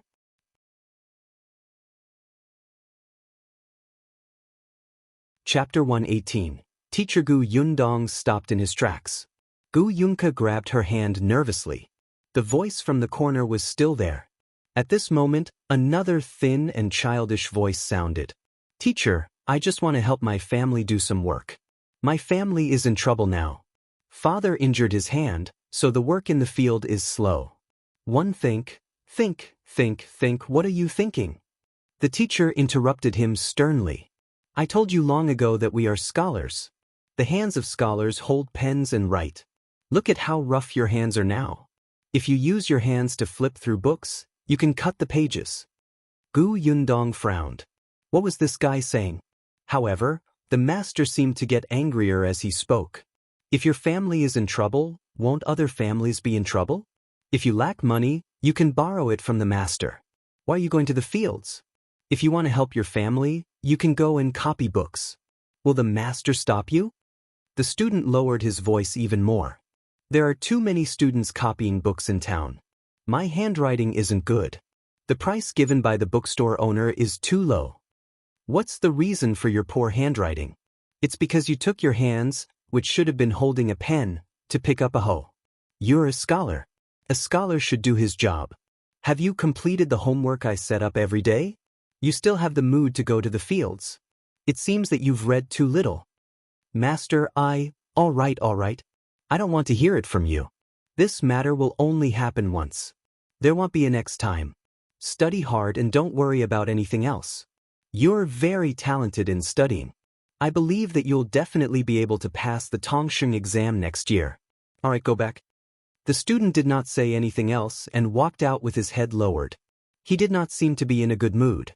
The teacher also came out. When he saw Yundong and his family, he was slightly stunned. Then, his expression turned ugly. After the student left, he looked at the gatekeeper. What's going on? Who are they? Why are they brought here? Master, this family's surname is Gu. They want to send their children to school.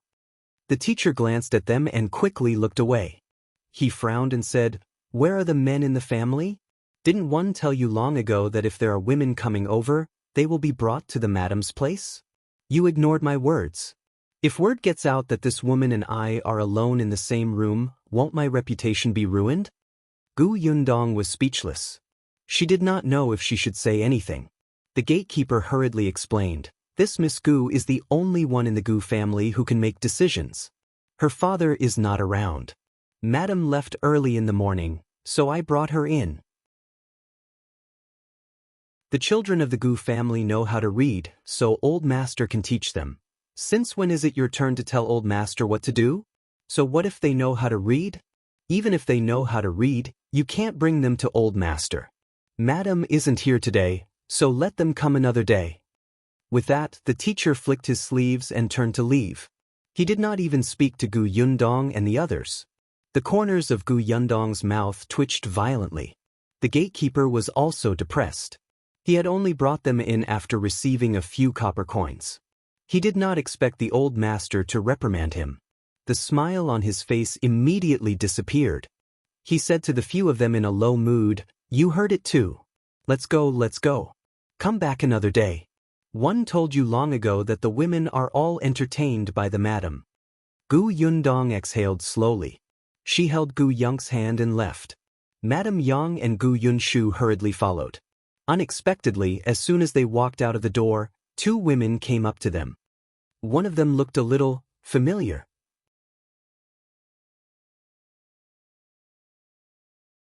Chapter 119.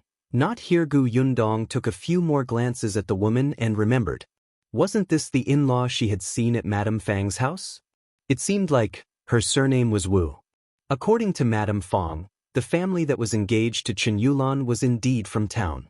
Yundong did not like Madame Fang and had an average impression of Auntie Wu. Hence, even if she recognized her, she pretended not to know her and walked past the two of them. Unexpectedly, the gatekeeper suddenly said, Miss Gu, this is our madam. He pointed at another woman beside Auntie Wu and said, You can tell madam about your brother going to school first. Yundong smiled. There's no need. We still have something to do, so we'll leave first. She nodded at the teacher's wife and led the family out of Wanemo Hall. The lady was stunned and asked the concierge, What's going on? The concierge explained their intentions. Madame frowned and did not say anything. However, just as he turned to leave, she saw Madame Wu looking at Gu Yundong's back thoughtfully. She could not help but ask curiously, "Why? Do you know him?" Madame Wu came back to her senses and said with a smile, "I've met her once. She fled here a while ago and settled down in Yongfu village. This family is not a good family. I heard that they like to take advantage of others and don't know what's good for them. You have to be careful. If such a family enters this school, I'm afraid your teacher will fall for her tricks." The madame's expression changed slightly. She knew her master's personality. He was pedantic and inflexible. Wouldn't he be at a disadvantage when he met someone scheming? After some thought, she instructed the concierge, "If you encounter that family again in the future, don't let them in. Not everyone is accepted in our school. Character is very important." "Got it." Gu Yundong could still feel Madame Wu's gaze from afar. They had only met once, so she did not know why she was sizing her up. She secretly shook her head.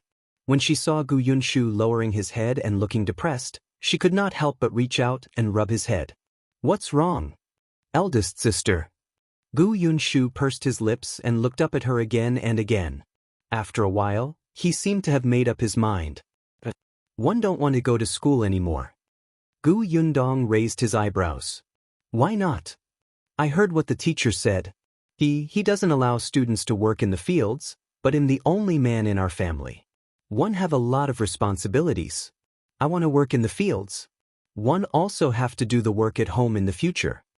Gu Yunshu looked up and said very firmly. Gu Yundong was stunned. Looking at his tense little face, she felt her heart soften.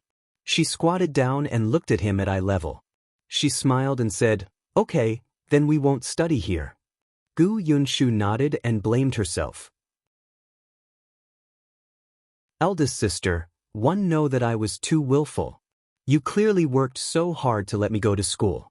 Not only did you ask Nyo Dan about the school, but you also bought a carriage to transport me. You even personally came all the way to the school to look for the teacher. In the end, the teacher even scolded you. One let eldest sister down. I'm a bad person." Gu Yundong was speechless. "Baby, although one know you can find all kinds of excuses for eldest sister's actions, isn't this a little too much? It's true that I asked Nyo Dan about the school for you, but buying a carriage was really just for my convenience. Moreover, it's not a long journey from Yongfu village to town."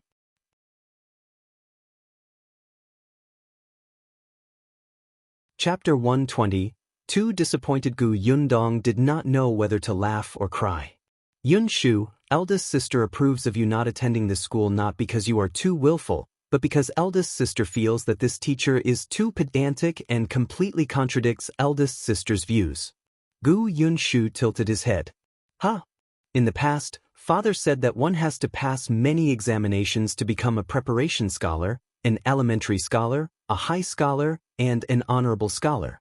Every time they take an examination, they have to stay in a narrow shed for a day or even a few days. In such an environment, not to mention a weak scholar, even a strong man might not be able to last. Look at that teacher.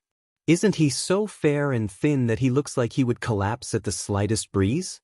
His thoughts are simply misleading. The imperial court even sets up a field leave every May to encourage students to go home and cut wheat. Why is it that in the eyes of that teacher, field work is something that students shouldn't do? She even suspected that the teacher was still a scholar because he was not feeling well in the examination hall. Moreover, the expression on the master's face when he was with a woman was as if she had tainted his innocence. It was simply blinding. Did he think that he was in high demand? She did not think that the teacher was a bad person. From what he said, if the student's family was in trouble, he would help. It was just that she did not agree with the teacher's views. It was better to find a suitable teacher. Gu Yunshu felt that what eldest sister said made sense.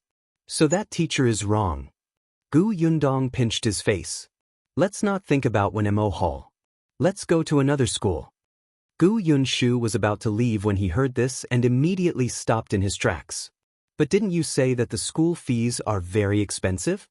This is all hearsay. Eldest sister thinks that it's impossible to judge a school without taking a look personally. For example, when Mo Hall. Previously, she had heard the village chief brag about it. It was good in every aspect. Now that she saw the teacher, she felt that rumors were indeed terrifying. Gu Yunshu nodded and followed her obediently. But the result was not satisfactory. Gu Yundong had just spoken a few words with the concierge when the other party asked for a tael of silver first. Later on, they happened to see a teacher who came out. His disdainful expression made people want to hit him. When the teacher saw that they were dressed averagely, he even asked the gatekeeper to chase them away. She would not come to such a lousy school even if it was free. Gu Yundong tried her best to restrain herself from beating him up and left with the three of them. Gu Yunshu sighed faintly and slowly shook his head. I'm simply too disappointed in them. Gu Yundong, who had been holding his breath, was amused by his words. You're so worried at such a young age. It's not like there are only those teachers in this world. If there's no one in town, let's go to the county city. Why are you disappointed? To the county? Yes. Gu Yundong's first choice was the town because it was close and convenient for transportation. Gu Yunshu was young, so it was not a problem for him to be enlightened in the town. He could also go to the county when he was a little older. From the looks of it, she should know more about the schools in the county. Gu Yunshu was extremely distressed. The tuition fees in the county must be very expensive. Both of them were deep in thought. After taking a few steps, they realized that there seemed to be two people missing behind them. Where were her mother and sister?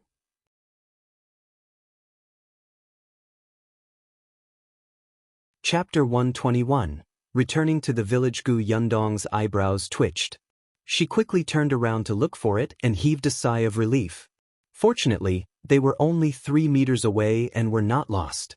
She held Gu Yunshu's hand and turned back. She saw the two of them staring at a stall selling pears. Madame Yang swallowed and whispered, I'm not hungry. Gu Yunke sniffed hard. I just want to smell it. One don't want to eat it.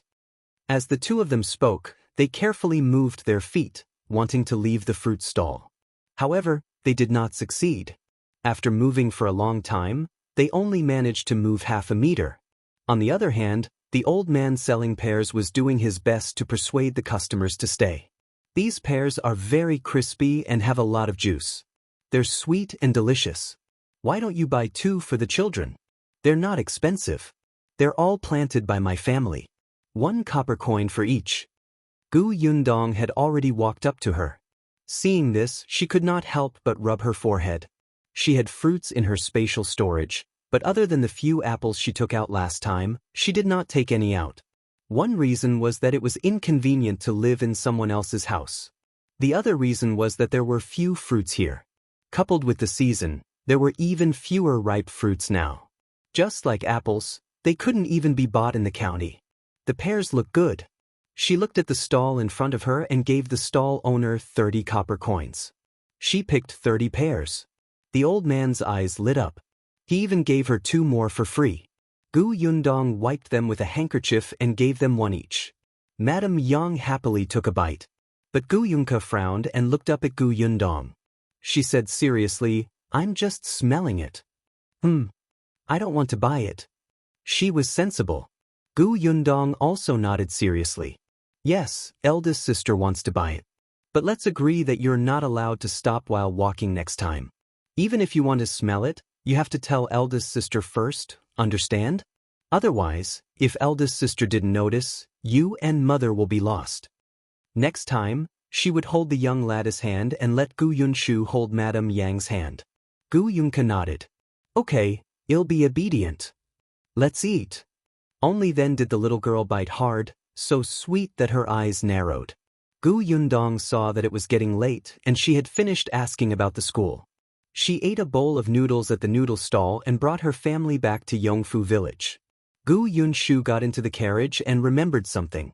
Eldest sister, Niu Dan is still in Wenemo Hall. If the teacher teaches him wrongly, will it be bad for Niu Dan?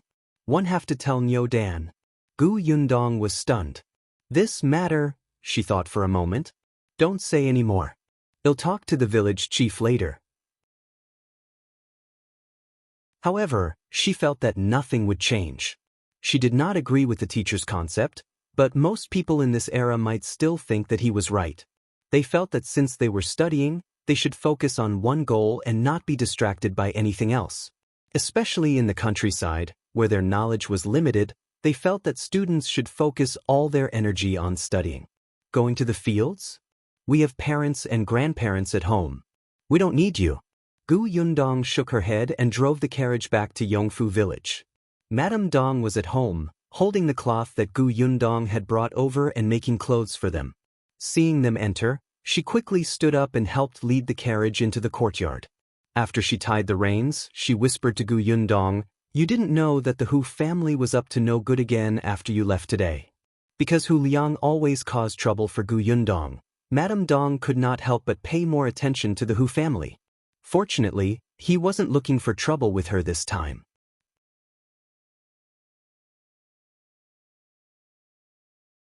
Chapter 122. Books in the space. Yundong took out the pears and asked as she walked to the kitchen, "What happened to the Hu family?" This morning, Hu Liang woke up and shouted. Later, for some reason, he suddenly said that Zhuangzi had also been to the county city. Moreover, Hu Liang had a fight with Zhuangzi before he was knocked out. Dong Xiulan sighed.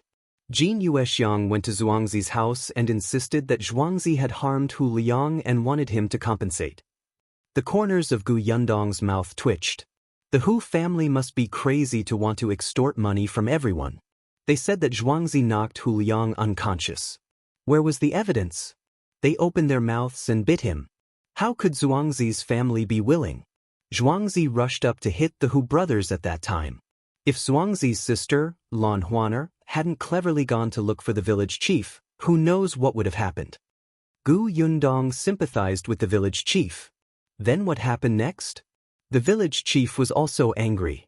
There's no end to their nonsense. He told the Hu family not to cause trouble. It was the Peng family who broke Hu Liang's leg. If you have the ability, go to the Peng family. If you continue to accuse others, you'll chase the Hu family out of the village. The Hu family was shocked and returned home dejectedly. However, this time, the Hu family and Zhuangzi's family had completely fallen out. Dong Xiulan didn't know what the others were thinking, but she felt that this was good. Hu Liang's leg was broken, so let's see if he still dared to do bad things everywhere. Without him taking the lead, Zhuangzi and the other two also knew their place. Yundong treated the Hu family's matter as a joke. She went into the kitchen, washed a few pears, cut them, and asked Dong Xiulan to bring them out for everyone to eat. Then, she carried the remaining pears into her room.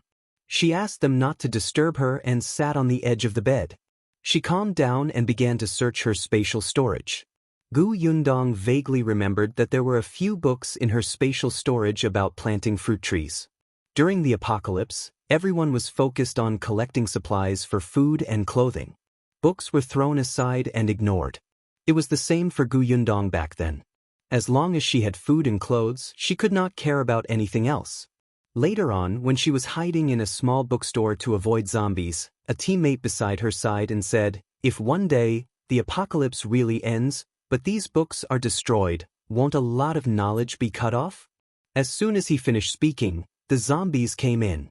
In a moment of desperation, Yundong only had time to scoop up the pile of books beside her into her space. Because of her teammates' words, Yundong no longer only collected food and clothes. Occasionally, she would collect things that were not often used. After that, in order to survive, Yundong did not carefully read these books. When she saw the old man selling pears today, Yundong suddenly had the idea of planting fruit trees. There were not many types of fruits here. The prices were not low but ridiculously high. For example, the apples she had seen in the prefectural city. Moreover, fruits were not easy to preserve. The pears she bought today had actually been plucked from the tree for some time. Some of its skin was a little wrinkled.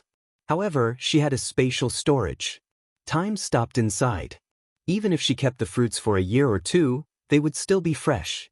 When it was not easy to sell the fruits in the county city, she could sell them to the prefectural city and further away. Even if she couldn't sell them, she could still make easy-to-storage food like jam and dried fruits. Coincidentally, she knew how to do all of this. To her, the most difficult part was actually the first step, planting fruit trees.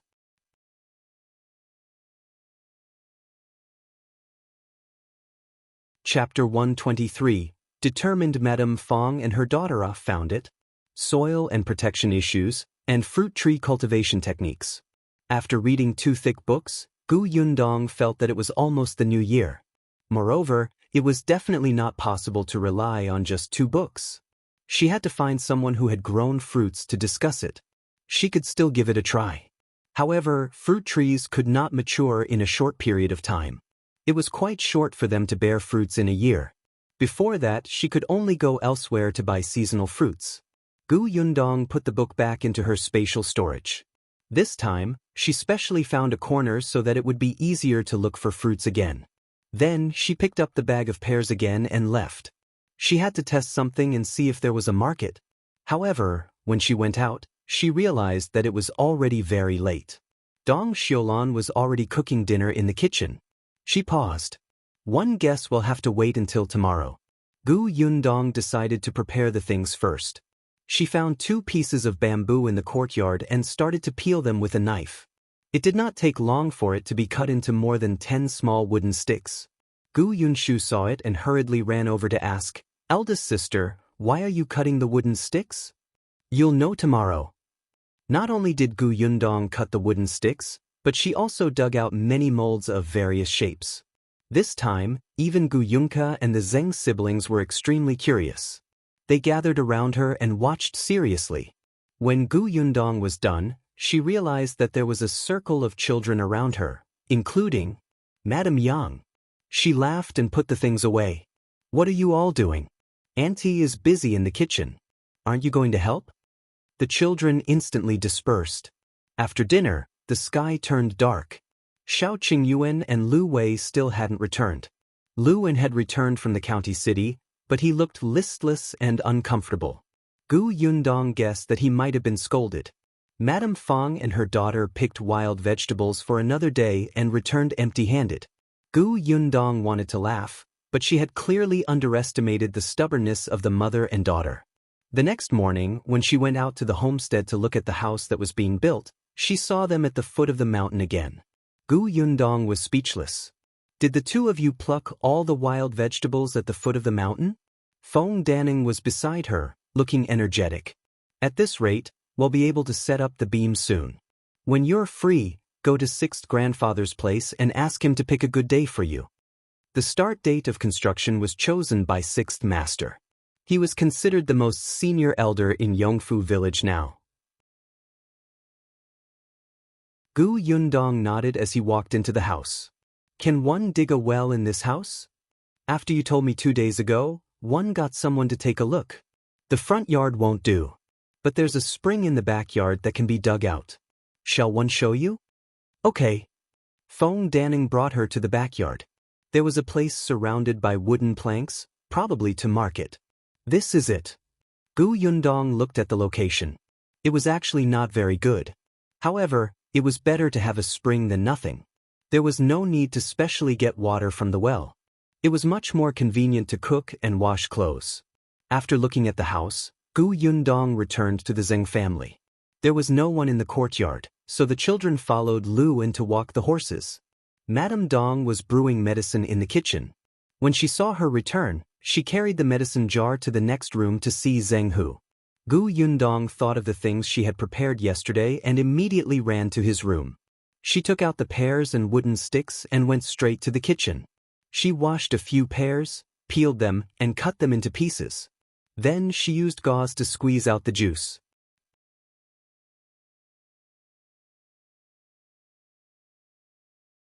Chapter 124. Shao Qingyuan is back. It was a pity that she did not have a juicer. Otherwise, she would not be so tired. After squeezing the pears dry and filtering them twice until there was no residue left, she placed them aside as a backup. Then she started a fire and took out rock sugar and malt sugar. Add pear juice and rock sugar to the pot. Boil it and add a certain amount of malt sugar. The temperature had to be very high. Yundong's forehead was already drenched in sweat. After boiling it for a long time and seeing that it was about time, she slowly poured it into the mold she had made last night. Afraid that she would not be able to take it out if it stuck, she specially applied a thin layer of oil paper under the mold. Then she took out a small wooden stick. This wooden stick had been cut extremely thin by her, and it was not much different from the kind of wooden stick used for lollipops. When everything was done, there was a chatter at the door. Then, Gu Yunke's childish voice could be heard. "It smells so good. Eldest sister made food." After saying that, she ran towards the kitchen and quickly saw the candy on the table. The little girl's eyes lit up. "Big sister, what is this?"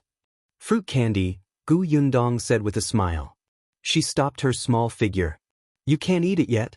Wait until it's cold and solid." Actually, it was best to put it in the fridge for a few hours, but the conditions here did not allow it. However, the temperature was low now, so they did not have to wait too long. Gu Yunke clicked her tongue and looked at her eagerly. "Then I'll help eldest sister keep an eye on her." "Alright, just watch." The young lady insisted on torturing herself, so Gu Yundong had no choice. But she was very obedient. If she said she would not eat it, she would not eat it. Gu Yundong was very assured. After a while, the other children came in. Even Liu An sniffed as he walked to the kitchen. "What's that smell?" "It's sweet." "Candy," Gu Yunke said. When she saw Liu An reaching out to take it, she immediately glared at him angrily. "Eldest sister said that you can't eat it yet." "I'm just looking." Liu An defended himself. The little girl put her hands on her hips. "You're clumsy. You can't touch it." Liu An felt that he had been discriminated against by the little girl. He wanted to defend himself, but Gu Yunshu and the Zheng siblings were already standing on the side with the little girl, guarding against him. Liu An was speechless. After all, he was the young master's servant. Why did they act like he had never seen the world? Gu Yundong had already left the kitchen. She took off her apron and went to Sixth Master's house. Since she was free today, she decided to pick a date first. She still had to make a trip to the county tomorrow. Sixth grandfather's house was not far from the village chief's house. He was already 78 years old. In this era, there were very few people with a high lifespan. Everyone said that sixth great-grandfather was blessed and that his children were filial. Now, he was also respected in the village. Sixth grandfather knew that it was inconvenient for them to live in someone else's house now, so they were in a hurry to move into the new house. Therefore, when choosing a date, he tried his best to choose the nearest one. Gu Yundong took the date and thanked him. She left a bag of soft pastries for Sixth Master before leaving happily. Unexpectedly, as soon as she went out, she saw Madame Fang and her daughter walking home. Beside them was Madame Zhou, whose expression was very ugly. Gu Yundong had sharp ears and eyes. She could vaguely hear Madame Zhou's dissatisfied voice. "It's not like we don't have vegetables at home. Even if you want to eat wild vegetables, you can go alone. Why do you have to surround the foot of the mountain all day? Your chickens have all run out, and the pigs are so hungry that they keep crying. But don't you want to live a good life?" Gu Yundong suppressed his laughter and strode back. Unexpectedly, she heard Lu Wei's exaggerated voice the moment she reached the Zheng family's door. Madame Fang and her daughter were too lucky. They had just left, but Shao Qingyuan and Lu Wei were already back.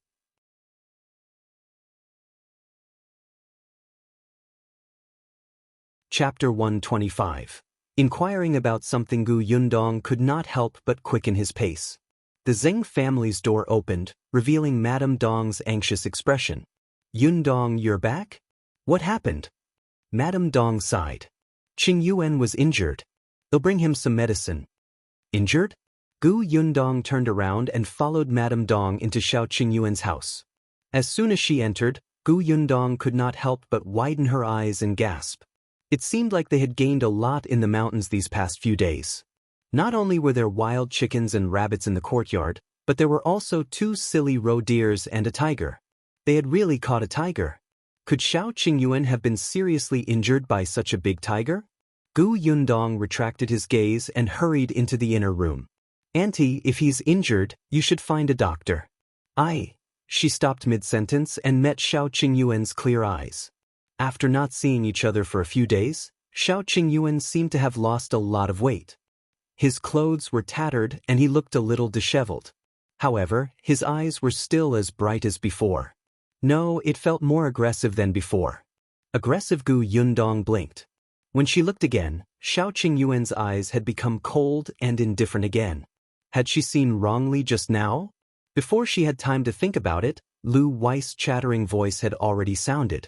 I also asked him to see a doctor. I know Dr. Zhou from the county city's Onren clinic. He's skilled in medicine and will definitely be able to heal you. Don't force yourself. I know it's my fault this time. If it weren't for saving me, you wouldn't have been injured.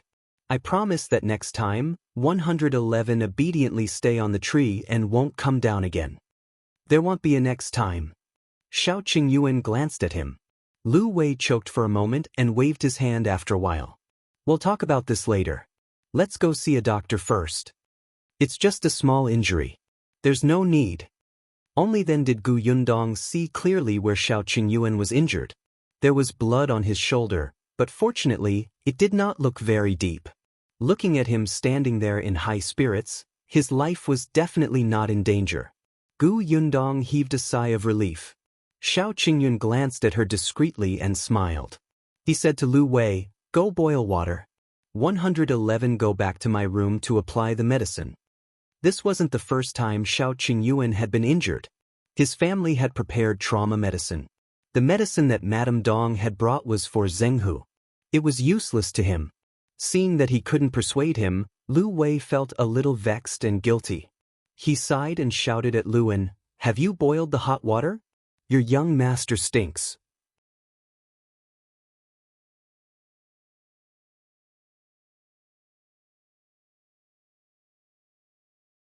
Chapter 126. Who is Brother Qin? You want to ask me for something? Lu Wei glanced at her, then turned around with the bowl of porridge in his hand with his back facing her. Back then, you were full of disdain for me. Now, you want to ask me questions just like that? Are we very close? The corners of Gu Yundong's mouth twitched. So be it. She turned her head and spoke to Qingyuan. There's a lot of prey. How you plan to deal with them? Qingyuan put down the bowl and said, leave these pheasants and wild ducks at home to eat. Pack them up and keep them. Young Master Lu bought that big worm. As for the 2 roe deers, one is for young Master Lu to bring back and the other is for us to keep at home. Great.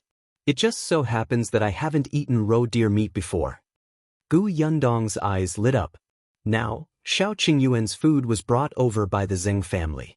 When he said that he keep the meat at home to eat, he actually meant that he would stay at the Zheng family's house and eat together.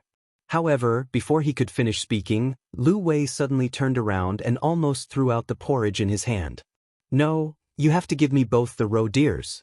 I specially followed you into the mountains to hunt for that roe deer. I prepared that for Brother Qin. Gu Yundong was still talking to Qingyuan. How much money did you sell the tiger for? Let me tell you, this thing is full of treasures and is very valuable. It's not cheap to sell. Don't be cheated by young Master Lu. Qingyuan smiled and nodded. This tiger skin is incomplete. There are several wounds on its body, and its fur color is not very pure. The price is a little low. The tiger bone and whip were sold according to the purchase price of the pharmacy. In addition, there's tiger meat. Did the 2 of you hear me? Lu Wei suddenly placed the bowl on the table. We're talking about the roe deer. One said that I want both roe deers. Also, Gu Yundong, what kind of person do you think 1 am? Would one go and cheat Qingyuan? He saved me. Am one that kind of ungrateful person? Who is Brother Qin? Gu Yundong suddenly asked. Lu Wei subconsciously replied, Brother Qin is an impressive figure. He was a scholar at 3 years old and a martial artist at 5 years old. He knows everything in the world. He's also the youngest top scholar in this dynasty. When he was 18 years old, he was appointed as the top scholar by the late emperor. Lu Wei suddenly shut up and snorted. Why are you asking this? Gu Yundong said, I'm just curious. Seeing that you value Brother Qin so much and insist on keeping both roe deers for him, he should be an impressive person. Listening to you, it's true. I didn't expect young Master Liu to know such a person. Of course, we're very close. Although Brother Qin might not remember him, he was definitely going to call him Brother Qin. Since he's the top scholar, shouldn't he be an official in the capital? Young Master Liu, are you sending the roe deers to the capital? Liu Wei shook his head. He's not an official in the capital. He's in Fengkai County now. In Fengkai County? Before Liu Wei stopped halfway and snorted again. Why are you asking so many questions? Anyway, it has nothing to do with you. By the way, didn't you say that you wanted to ask me about something? What is it? Ask me. I'll tell you what one know. Yundong resisted the urge to roll her eyes. Are you a pig? Why do you keep snorting? However, seeing that it was getting late, Liu Wei and the others should be leaving in a while. Anyway, he was no longer as awkward as before. I want to ask about the school in the county. However, Liu Wei suddenly stood up and knocked over the stool behind him.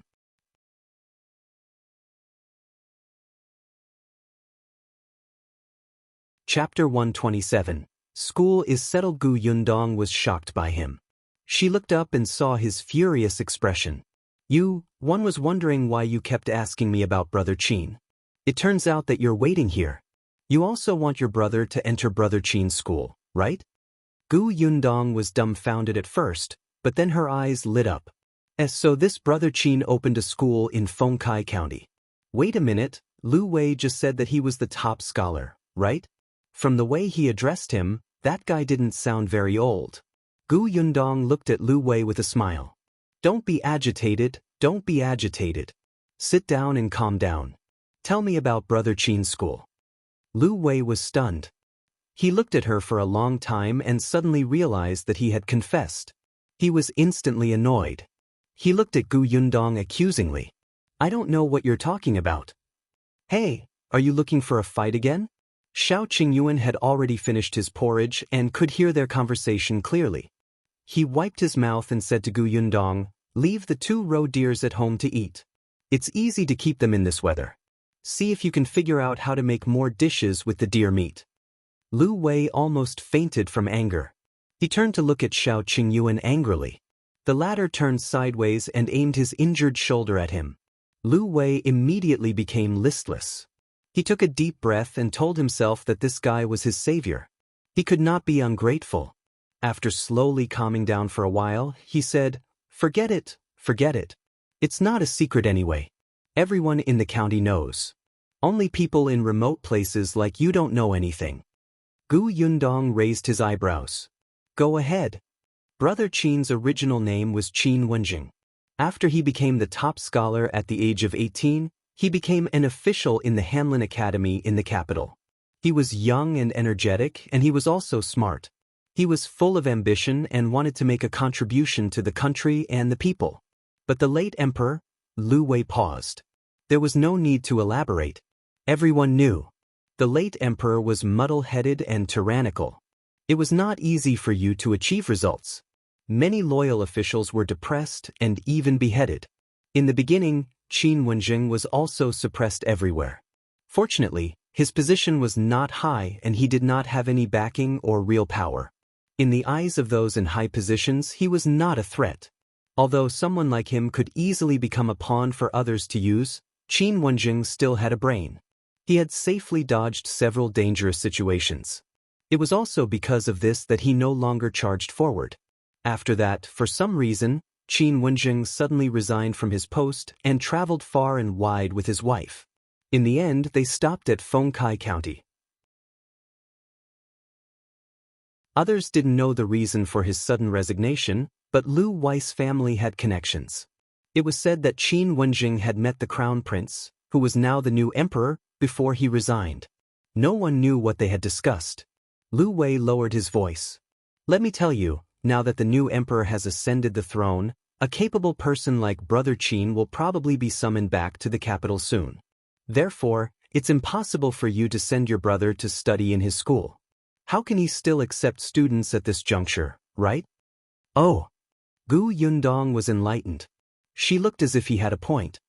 However, in the next moment, her voice changed and she asked with a smile, Then why are you giving him the roe deer?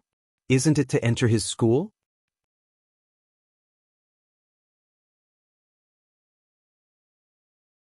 Chapter 128. Madame Fang wants to see young Master Lu Wei realized that this woman was not easy to deceive at all. She was too uncute. He sat back down angrily. I'm friends with him, aren't one? Seeing that he might be returning to the capital, I'm sending him some delicious food. Besides, I'm already so old. How can one enter his school? Yundong nodded. Isn't that just nice? You have a relationship with him, and one have a relationship with you. Then do me a favor and talk to him nicely. How about he accept my brother as his student? Didn't I say that I know, but didn't you say that it's possible for him to return to the capital? It's just a possibility. You're not sure yet? Of course, even if he really wants to return to the capital, he used to be the top scholar in the examination. His knowledge must be very good. It's worth it for my brother to be his student for a day or a month, right? Lu Wei's eyes widened. F***ck, F***ck, F***ck, F***ck. Could this woman read his mind? How did she say what he was thinking? Yundong looked at him with a smile. Beside him, Shao Qingyuan tilted his shoulder. Lu Wei held his chest. Why was he so kind? If he was as heartless as Peng Zhongfei, he wouldn't have to care about this adulterous couple. After a moment of silence, he finally gritted his teeth fiercely. He lowered his head and muttered, "What friendship? One don't have any friendship with Brother Qin. Otherwise, why would I send roe deer meat so that my brother can enter his family school?" Cough cough. Yundong choked on her own saliva. Lu Wei flew into a rage out of humiliation. But, do you think it's so easy to enter his school? The young master of the county magistrate's family wanted to learn from him, but was rejected. He didn't give him any face at all, okay? Brother Qin has his own way of accepting students. It's not useful just because you're rich and powerful. It's also not based on talent and looks. It's not easy to enter, okay? Could it be that the roe deer meat? Yundong guessed softly. You're smart. Yundong was speechless. Why did she feel that this reason was even more unreliable? However, Lu Wei lowered his voice mysteriously and said, "This is a secret that one deduced myself. I've asked someone to keep an eye on the Qin family for a long time. I realized that the servants of the Qin family often go to buy wild animals. Last time, Brother Qin took in a student because that student's father gave him a large piece of roe deer leg. I promised my father that I would definitely send my brother to his school. That's why one entered the mountains fearlessly. Do you think it's easy for me? So you're not allowed to snatch it from me." Yundong felt that it was even more unreliable, especially when Lu Wei said that he had deduced it. The credibility was zero. "When are you sending the roe deer to his house?" "In a minute while it's fresh." Yundong smiled. "Bring me along." "Not a chance." Yundong analyzed for him. "Look, you want to bring 2 roe deers and a tiger to the county city. Oh, and the few of you. That carriage will definitely not be enough. 111 lend mine to you. Besides, I guarantee that I won't say a word when I go. I'm just going to see the world and won't fight with you for the spot. Besides, one might be able to help you?" Lu Wei frowned. Why did she sound so reasonable every time she spoke? That's fine. His stance could be said to be very unstable. Shao Qingyuan saw that they were done talking. "Let's go then." As soon as she finished speaking, Dong Xiulan suddenly came over from next door. She looked at Lu Wei and said, "Sister-in-law Fang is here. She wants to see young Master Lu."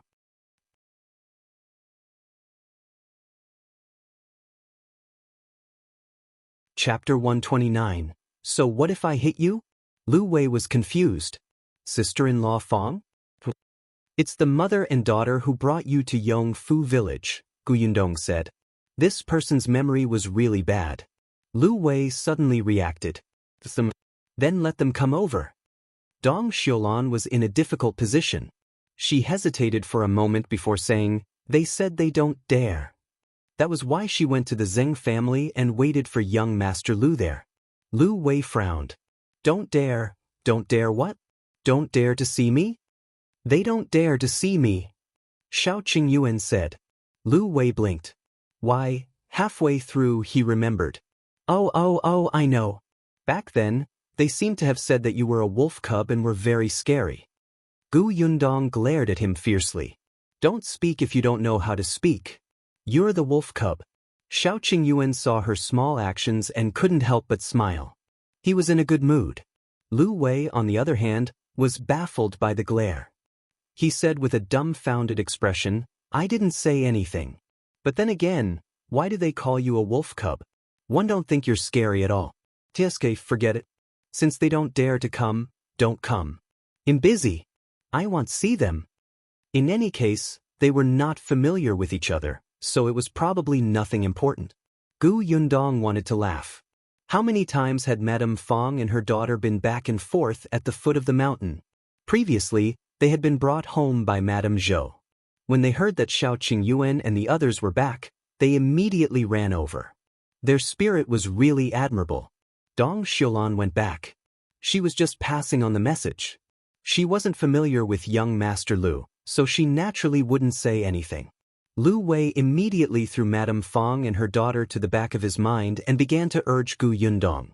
It's getting late. Let's set off now. Hurry back and prepare the carriage. Well, leave immediately. Alright, let's make things clear first. JVL carriage is meant for people. Without waiting for Liu Wei to retort, she continued, My carriage is newly bought. If you put the tiger and roe deer inside, what if my horse is frightened because it hasn't been trained? Liu Wei could only nod when he heard that. Only then did Yundong leave the Shao family and return to the Zheng family. Unexpectedly, Madame Fang and her daughter did not leave. Chen Yulan immediately stood up when she saw Yundong. She walked up to her and asked, Why doesn't young Master Liu want to see us? How would one know? Yundong looked puzzled. Did you say something to young Master Liu? Did you say something bad about us? You were in the Shao family just now, right? One couldn't tell, Yundong. In order to get close to young Master Liu, you're not even afraid of the wolf cub. Yundong looked at her coldly. Say that again. You act like you don't care about anything on the surface, but in fact, aren't you trying to climb up the social ladder? When you saw that young Master Liu was rich, you waited eagerly. You didn't even care about avoiding suspicion. As soon as he came back, you stuck to him. Slapped. Yundong raised her hand and slapped her. Madame Fang had been watching coldly from the sidelines. When she saw this, she rushed over and pulled Qingyuan back. Then she looked at Yundong in shock. How dare you hit someone? So what if one hit you? Your mouth is so dirty. You should wash it properly. Yundong took a step closer. Do you think that everyone has the same thoughts as you? Who is the person who has been wandering around the foot of the mountain for 2 days? Do you think that everyone is blind and can't see clearly? Who in the entire village doesn't watch you and your daughter make a fool of yourselves?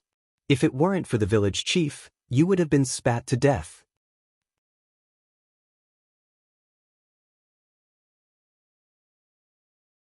Chapter 130, Sudden Despair, 2. Zhao Ritin waved his hand and decided to settle this matter quickly. When the 5 people opposite heard Zhao Rishin's words, they immediately revealed happy expressions. They knew that this matter had finally been resolved. However, just as the 5 of them were about to leave, a sudden change happened. Howl! Suddenly, a roar came from behind the 5 of them. The sudden sound frightened the 5 people because they were very familiar with that cry. That cry was completely a zombie's cry. The 5 of them hurriedly turned around and were shocked to see that their boss had turned into a zombie. At this moment, their boss still had an arrow stuck in his head, but it did not affect the other party's activities. After the other party saw the 5 of them, he pounced on them. Faced with this situation, the other 5 people had never expected to see something like this. Especially shocking was their boss, who suddenly turned into a zombie and pounced over. This development immediately frightened the 5 people. All of them wanted to escape quickly.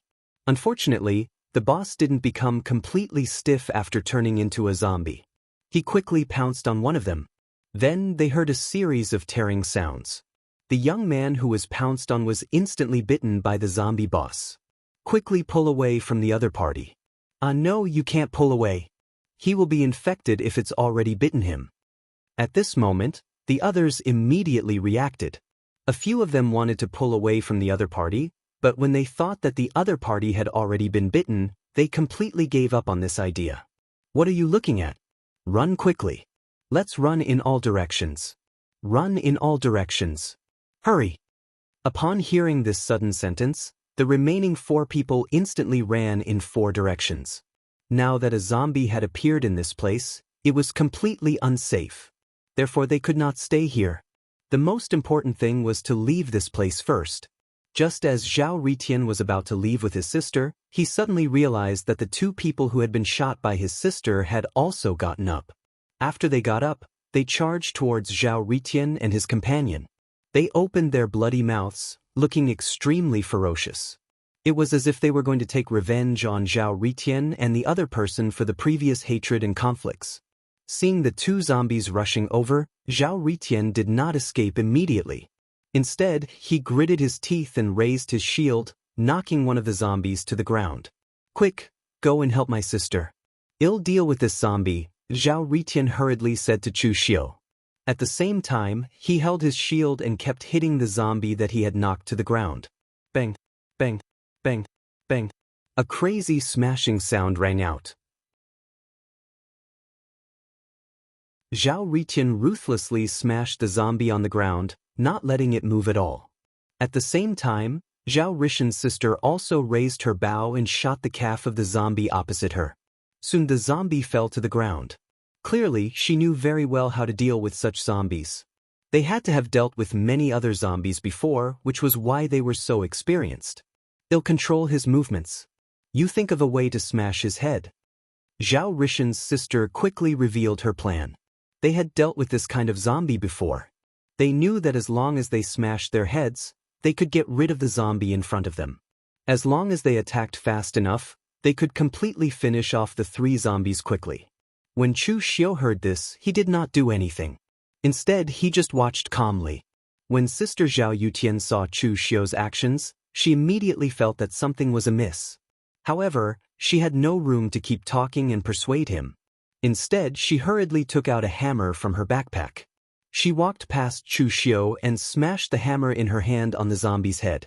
Immediately, blood splattered. Soon, after a series of crazy beatings, the zombie was finally killed completely. Chu Xiu could tell that the other party had specially thought of a way to flip the zombie's body so that the back of its head was facing the sky. The other party was desperately beating the back of the zombie's head into pieces. At this moment, Zhou Ritian had also finished off the other zombie using the shield in his hand to smash the back of the zombie's head into pieces. Clearly, the 2 of them had already discovered the zombie's weakness, so they attacked very decisively and ruthlessly without any hesitation. After his sister intercepted the 2 zombies, Zhou Ritian and his sister hurriedly looked at the last zombie. However, at this moment, something even worse happened. Help! Oh no! Why are there so many zombies here? Where did they come from? The 4 people who had escaped previously actually ran back one by one. However, the 4 of them were in a very bad state because 2 of them were actually holding each other's arms and necks. It was obvious that they were injured. In addition, they could completely understand what the other party had said earlier. The other party had been bitten by a zombie. Stop following us. You've all been bitten by zombies. You'll definitely become a zombie. Do a good deed and lure the zombies away. The other 2 young men shouted angrily at the 2 people who had been bitten. In their opinion, since he had already been bitten, he should not continue to follow them. They might as well act honorably and sacrifice themselves to lure the 2 zombies away. That way, the other 2 could be safe. Don't even think that you'll die alone. Don't even think about surviving on your own. We must die together. The eyes of the 2 young men who were bitten were also red. They didn't care at all, and couldn't help but roar angrily. The argument between the 2 immediately attracted the attention of the other zombies. Soon, a large number of zombies rushed over from all directions. Clearly, they were attracted by these 4 people. After seeing the current situation, Zhao Ritian and his sister looked at the current situation in despair. If there were only a few zombies coming at them, they would have the confidence to think of a way to escape, but the zombies' numbers were already too terrifying. The current number was no longer that simple. It was no longer a question of whether they could escape, but a question of whether they could keep their corpses intact. Sister, it looks like this is the end of us. It looks like we have no way of leaving this place, Zhao Ritian said helplessly. Although he said that there was no way, his eyes were filled with unwillingness. Although Sister Zhao Ritian did not say anything, a very sad expression appeared on her face. She had not expected that they would encounter such a thing when they were clearly about to leave this place. It seemed that this was their fate. Alright, we're all going to die here next. What a pity. I've never touched a girl's hand in my life, Zhao Ritian said with some distress. Now, he felt that he was really regretful. However, at this moment he suddenly saw Chu Xiu walking in. It indeed made him feel a little strange. Hey brother, why aren't you afraid at all? Could it be that you've already ignored life and death? At that moment he was a little puzzled. This was because Chu Xiu did not look like someone who was facing death at all. Instead, he looked like he was on an outing. It's very simple because these zombies are not a problem for me, Chu Xiu replied very calmly. Brother, your mental fortitude is really good. You can actually make such a cold joke at this time, Zhao Ritian said speechlessly. He did not expect Chu Xiu to be so good at making cold jokes.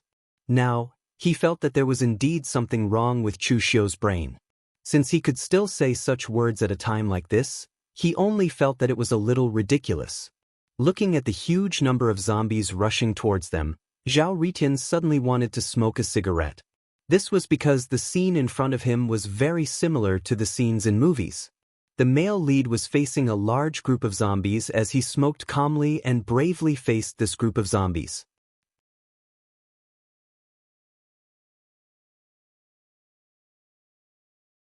Chapter 131. Familiar figure. Madame Fang took a step back and looked up to see Chen Liang walking out. She immediately started crying. Sister-in-law, you're poking at my heart. I've been Brother Tian's widow for so many years and rarely left the house. One didn't expect to hear you say this. I might as well die. Madame Zhou sneered. Go back to your house and cry. Chen Liang frowned and walked out from behind Madame Zhou. Alright, you're her sister-in-law. What are you saying? Yes, one don't know how to speak. She didn't do anything wrong. 111 leave. Madame Zhou glared at Chen Liang fiercely before turning around and returning to her room. Chen Liang frowned even more and looked at Madame Fang impatiently. Why didn't he feel that Madame Fang was so unreasonable in the past? Don't cry anymore. Your sister-in-law has been in a bad mood for the past 2 days. Don't take what she said to heart. Go back first. Uncle, you also think that what I did was wrong, right? One really don't have any other intentions. It's just that young Master Liu's family is in the county city. They have a big family and power. In the future, when Yulan marries into the Wu family will also want to do some small business in the county city. If we can build a relationship with young Master Liu, it will be helpful to the Wu family. Yulan will also have a status in the Wu family. Chen Liang sighed. Alright, I understand. You guys can go home first. Seeing that he did not believe her, Madame Fang was a little anxious. However, Chen Liang looked like he was unwilling to say more. She could only bite her lip and bring Qingyuan home. At this moment, Yundong had long forgotten about the mother and daughter and had already prepared the carriage. On the other side, the big tiger and roe deer had already been loaded into Lu Wei's carriage. However, Liu An was a coward. Even if it was the tiger's corpse, he was still very afraid. Therefore, he could only let Shao Qingyuan drive the carriage. Liu An ran to Yundong's side and jumped into the carriage. As a result, only Yundong and Lu Wei were left in the carriage. Yundong was speechless. Lu Wei, when the carriage left the village, Yundong suddenly shouted, Liu An, come in. 111 drive the carriage. Liu An was so frightened that he subconsciously entered the carriage. Yundong took the reins and sat on the shaft, swaying. Lu Wei's face was ashen. He was despised again. Yundong drove the carriage behind Shao Qingyuan. Her driving skills were not very good. Qingyuan saw that there was still time and slowed down slightly. When they arrived at the county city, the surroundings immediately became lively. Wind Chaser was a good horse. He was used to following behind Qingyuan's carriage and did not need Yundong to exert much effort. Qin Wensheng's school was in the east of the city. Liu Wei had to return to the Liu residence to bring his brother over first. Unexpectedly, when they were about to reach the Liu residence, Yundong suddenly saw a familiar figure flash past. She was suddenly stunned. She sat up straight and turned around. At the next moment, she grabbed the reins and jumped down from the shaft. Liu An, come out and drive. One have something on. They'll be back in a while. With that he ran away. Liu Wei lifted the curtain of the carriage and only had time to see her back view. Qingyuan, who was in front, also heard it.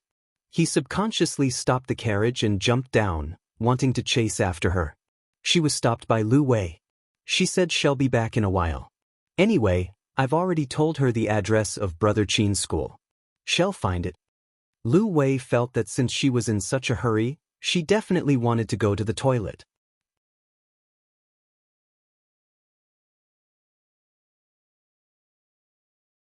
Chapter 132. It's Dajiang? But Yundong had already chased after the familiar figure in front of her and turned into another street. The person in front walked very quickly. Yundong could only call out to him, Dajiang, Dajiang. However, that person did not react at all. In the blink of an eye, he entered an alley. Yundong hastened his pace, afraid that the wrong person would disappear. However, this street was a little congested. There were even stalls in front. Yundong was anxious and could not care less. She directly passed through the stall. She thought that she would be able to jump over, but the stall owner suddenly stood up. Yundong avoided her, but she did not avoid the basket on the ground. The basket fell, and Yundong could vaguely feel the things inside fall out. She did not even have time to take a look.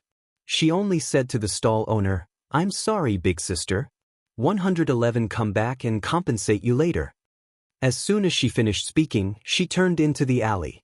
Seeing that the person in front of him had not disappeared, Yundong finally heaved a sigh of relief and hurriedly ran forward. Dajiang, father, you. That person turned around and Yundong choked on her words. No. It wasn't Dajiang. She had recognized the wrong person. That's right. This is a small county city under the Xuanhe prefecture. The probability of meeting Dajiang is too low. How could it be him? However, this person's side profile was too similar. That person looked at Yundong in confusion. Miss, what's the matter? If there's nothing else, I'm leaving. I'm on my way. I'm sorry, I mistook you for someone else. Yundong smiled apologetically. After watching the person walk away, she let out a sigh of relief and patted her face. It doesn't matter. We'll find him one day. Right, that vendor. Yundong hurried back to the basket that she had knocked over earlier. Only then did she see what was in the basket. It was oranges. More than half of the oranges had fallen to the ground. The couple who sold them were squatting on the ground to pick them up. Yundong quickly picked the oranges up and lowered her head to apologize. I'm sorry. I ran in a hurry just now and knocked over your basket. Count how many of them are broken. I'll compensate. No need. No, it's not broken. The man at the side immediately waved his hand and shook his head repeatedly. Yundong looked up and met the man's face. He was stunned. He looked familiar. However, the man suddenly lowered his head and turned slightly to avoid her gaze. Yundong frowned and looked at the woman beside him. Then she came to a realization. It's you. Zhuangzi's parents had seen him once, so they almost didn't recognize him. Zhuangzi's father was called Sherdashan, and his mother was called He.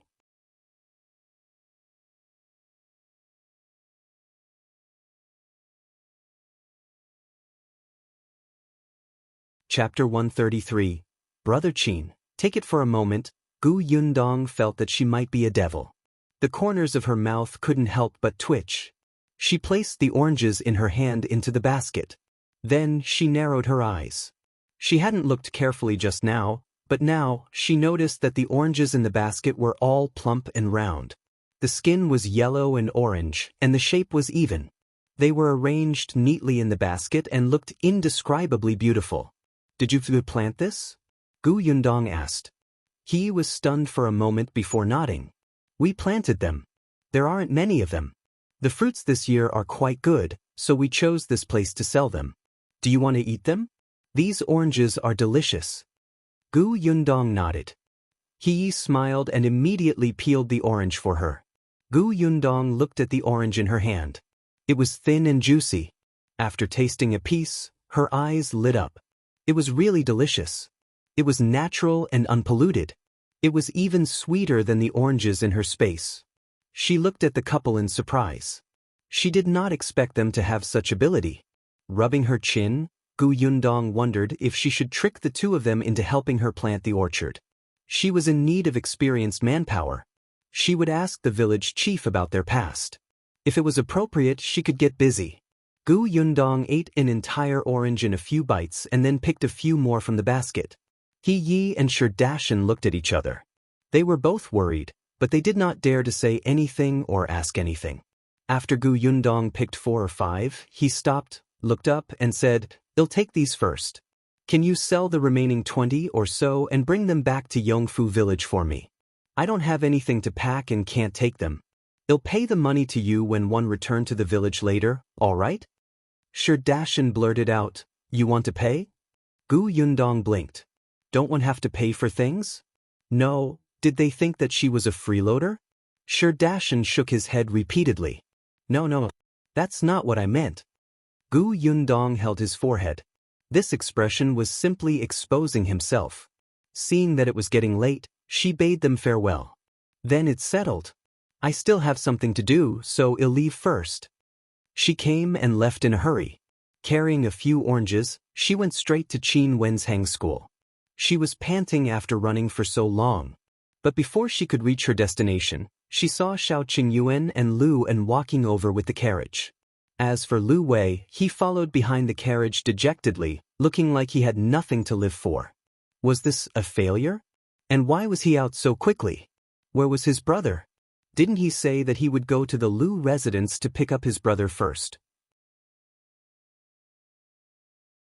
According to Yundong's speculation, it would take at least an hour for Liu Wei and the others to return to the Liu residence to pick up their younger brother and then go to Qingyuan's hang school to deliver the roe deer meat, right? At the very least, if Liu Wei nagged seriously, it would definitely take more than an hour. But how long had it been? Yundong walked over and distributed the oranges in his hand to Qingyuan and Liu An. He asked softly, "Is his brother Qin unwilling to accept his brother as a student?" "No, he isn't," Qingyuan said. Yundong's eyes widened. He actually accepted it? But, she pointed at Liu Wei in surprise. Then why does he look like the sky is falling? Look. At this moment he was knocking his head against the carriage. Liu An was so frightened that he almost threw the orange away to save him.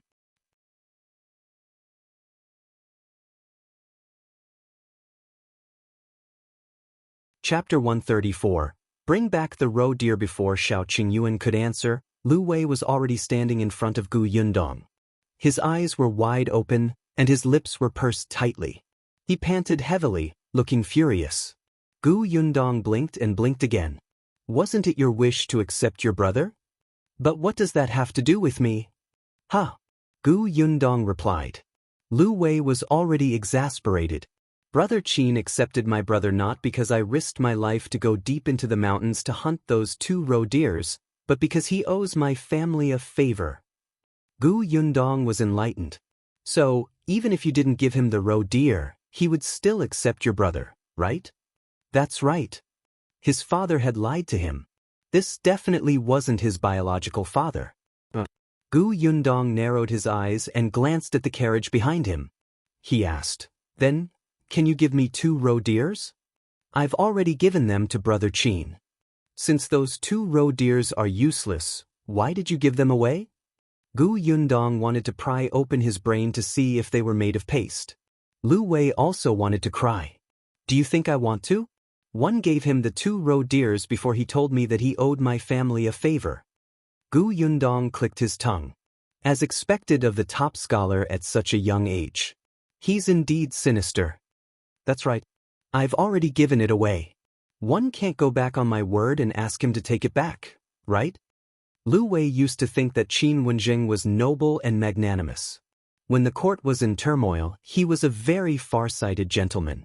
As expected, he was still inexperienced. Gu Yundong looked at him. Why can't I take it back? He accepted your brother to return the favor. If he accepts the roe deer, it's equivalent to not returning the favor. Let's go and ask him to take it back now. Lu Wei was stunned. This made a lot of sense. He really followed behind Gu Yundong and returned to school. Shao Qingyuan gave his carriage to Liu An and quickly followed. The school was not far away. Gu Yundong stood at the door and looked up at the signboard above his head. The corners of his mouth could not help but twitch. Indeed, talented people were willful. They didn't even give a name and just called it a school. The concierge knew Lu Wei. When he saw that Lu Wei had returned, he was a little surprised. He hurriedly went forward and asked, "Young Master Liu, is there anything else?" Lu Wei looked at Gu Yundong and said hesitantly, "I still have something to say. I'm here to look for elder brother Qin. Please inform him." The concierge nodded and quickly ran inside. Lu Wei thought about it and turned to Gu Yundong. "You want those 2 roe deers back because you want to send your brother to school, right? But do you think they will still accept your brother if you do that?"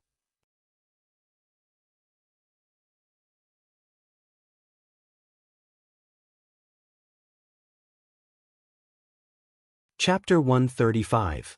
The painting on the wanted list. Qin Wenjing was only 26 years old this year, and he was indeed elegant. It was said that back then, the late emperor had hesitated for a long time about choosing him as the top scholar. After all, since ancient times, the top 3 candidates had won with their looks. At that time, the 3rd place was already in his 30s, and he was still a little inferior to this man in terms of looks. Later on, there was still an old minister who argued on the basis of reason. He felt that the scientific examination valued knowledge, and appearance was secondary. Moreover, an 18-year-old top scholar would bring glory to the country, especially it happened during the previous emperor's reign. It could be recorded in history. Perhaps the last sentence had touched the late emperor's heart. He waved his hand on the spot and Qin Wenjing became the top scholar, the most handsome top scholar in history. Now that a few years had passed, other than the fact that his aura had improved, his appearance had not changed much. Hearing the servant's words, he frowned slightly. He was a little unhappy that he was disturbed. Without looking up, he said that Madam and I are out. He wants to see us. After saying that, she lowered her head and looked at the wanted poster on the table. Beside the wanted poster was a piece of paper with a half-drawn picture on it. It was an imitation of the person on the wanted poster, and Qin Wenjing was holding a charcoal pen in his right hand. Upon hearing this, the servant turned around and ran out of the study. He did not expect to run into Qin Wenjing's wife, Madame Gu. Madame Gu walked in with a plate of pastries in her hand and smiled. "Why didn't I know I was going out?" Qin Wenjing raised his head and waved for the servant to leave quickly. He went over to take the pastries.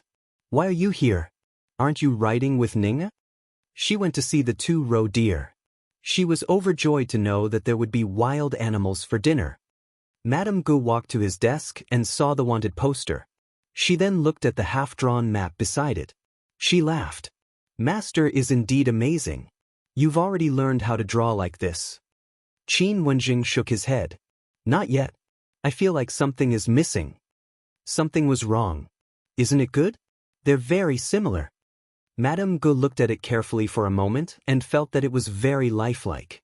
However, Qin Wenjing was very dissatisfied. He sat at the side and took a sip of tea. He said, "Prefecture Magistrate Dai is too petty. No matter how I asked him, he refused to tell me who drew this arrest warrant. He said that he promised that person not to leak any news about him." Madame Gu covered her mouth and laughed. "You're the one who taught me to keep my word. Why? Do you want the prefecture magistrate to go back on his word now?"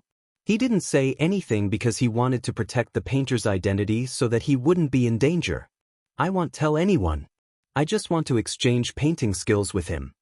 Qin Wenjing picked up the one he had drawn. He paused for a moment, then crumpled it into a ball and threw it away. Madame Gu could not stop him and looked at him helplessly. However, Qin Wenjing stood up. No, one have to go to the prefectural city. There are only so many painters in the prefectural city. You'll find them eventually. As he spoke, he left the study to call for the servant. The servant had just finished speaking to the concierge when he rushed back. At this moment, Gu Yundong and the rest also saw the concierge who had just returned. Master and Madam just went out. Nonsense. You're the concierge. Wouldn't you know if they went out? Liu Wei was dissatisfied. The concierge said helplessly, they went out the back door. I couldn't see them either. Gu Yundong pulled Liu Wei. Forget it. It seemed like he didn't want to see her anymore. It would be too ugly and repulsive to argue at the door like this.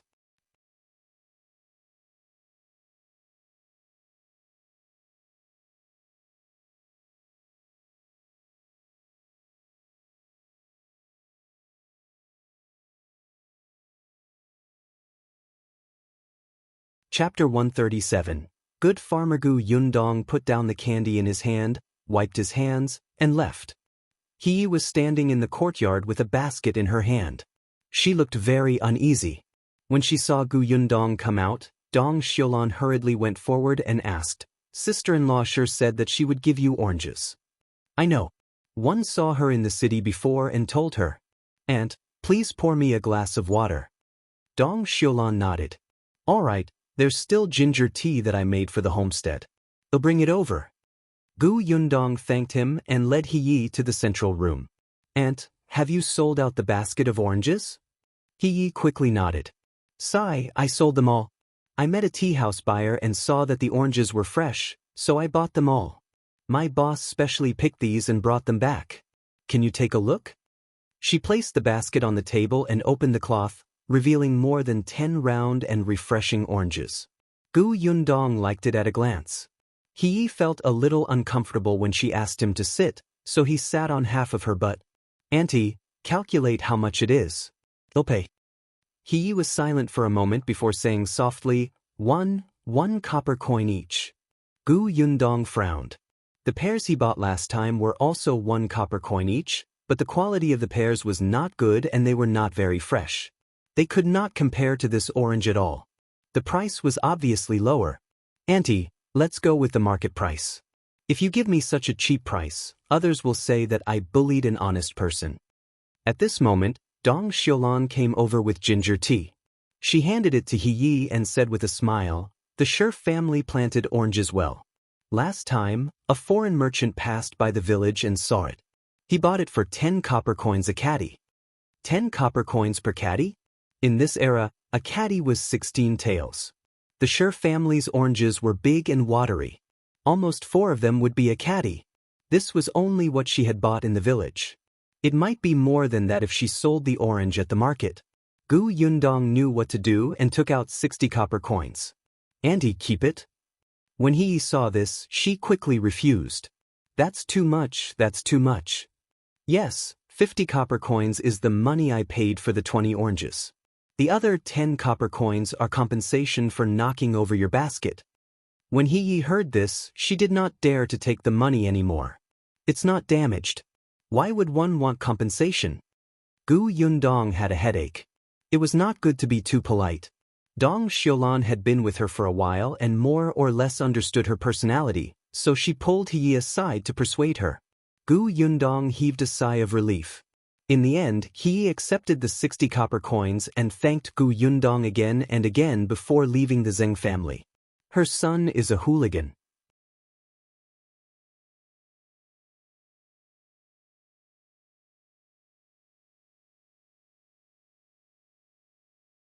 Chapter 138. The Shi families passed. Fortunately, when she entered, Madame Zhou had just started cooking. Chen Liang was a little surprised to see her. Why are you here at this time? Are you looking for me? I want to ask Uncle Chen about something. Chen Liang walked to the central room and sat down. He pointed at the chair opposite him.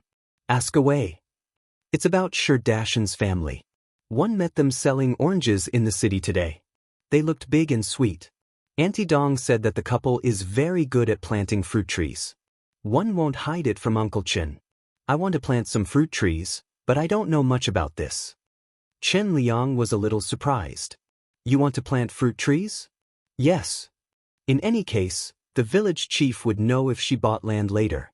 Chen Liang lowered his eyes and thought for a moment before saying, the older people in the village know what's going on with the Shi family. It's fine to tell you. Don't think that Zhuangzi is so unreasonable, but his parents are good. If you want to ask them for help, look for them. They're reliable. Gu Yundong was surprised. From the sound of it, there seemed to be more to it. Everyone in the village says that Dajiang and his wife are timid and weak. They will only lower their heads and admit their mistakes when they are bullied. Actually, they were not like this in the past. When the two of them first got married, they were energetic every day. In the beginning, they even bought a piece of land and planted fruit trees. Not to mention, they planted fruit trees better than the villagers. Not only were there oranges, but there were also pears, dates, persimmons. When those fruits ripen, they looked really good hanging on trees. What a pity! Chen Liang shook his head. At that time, there was a landlord in the neighboring village who took a fancy to that fruit forest and insisted on buying it. He even offered a low price. How could this person be willing to sell the fruits that he had painstakingly planted? Gu Yundong was puzzled. The landlord of the neighboring village had such a long reach? At that time, I wasn't the village chief yet. The person before me was a greedy person. He took some benefits from the landlord and helped the landlord force the Shi family to give up the fruit forest. Dajiang was still a little hot-tempered at that time. He argued with the landlord and chased the servants of the landlord out. After a while, the commotion became bigger and bigger. Dajiang's parents died. Gu Yundong's eyes widened. You mean? Chen Liang sighed and nodded. The landlord got someone to do it. The entire Shi family was beaten up. Dajiang and he were young. They would be fine after resting for a while. His parents were old. They fell sick every other day because of the previous incident. After suffering again, they didn't make it. His parents had both passed away, and the fruit forest had not been saved. His family was in a mess, and Dajiang had collapsed. His vitality seemed to have been forcefully sucked away just like that. At that time, Zhuangzi had just been born. Before his parents died, they reminded him not to resist. Their family had no background or backing, and those relatives did not dare to help them offend the landlord and village chief. For this family and for the newborn Zhuangzi, they should tolerate it if they could. They would retreat if they could and try not to become enemies with others. Since then, Dajiang and his wife's temperament had changed drastically. They did not argue with the landlord again. From then on, they did not walk around outside much and mostly stayed at home. As for Zhuangzi, he became more and more rebellious because he was dissatisfied with his parents. Especially after he discovered that after hanging out with Hu Liang, those people who bullied his family did not dare to cause trouble again. It was as if he had found a way to survive and became even more uncontrollable. Gu Yundong could not help but sigh. It was no wonder that his parents had passed away. What about the landlord?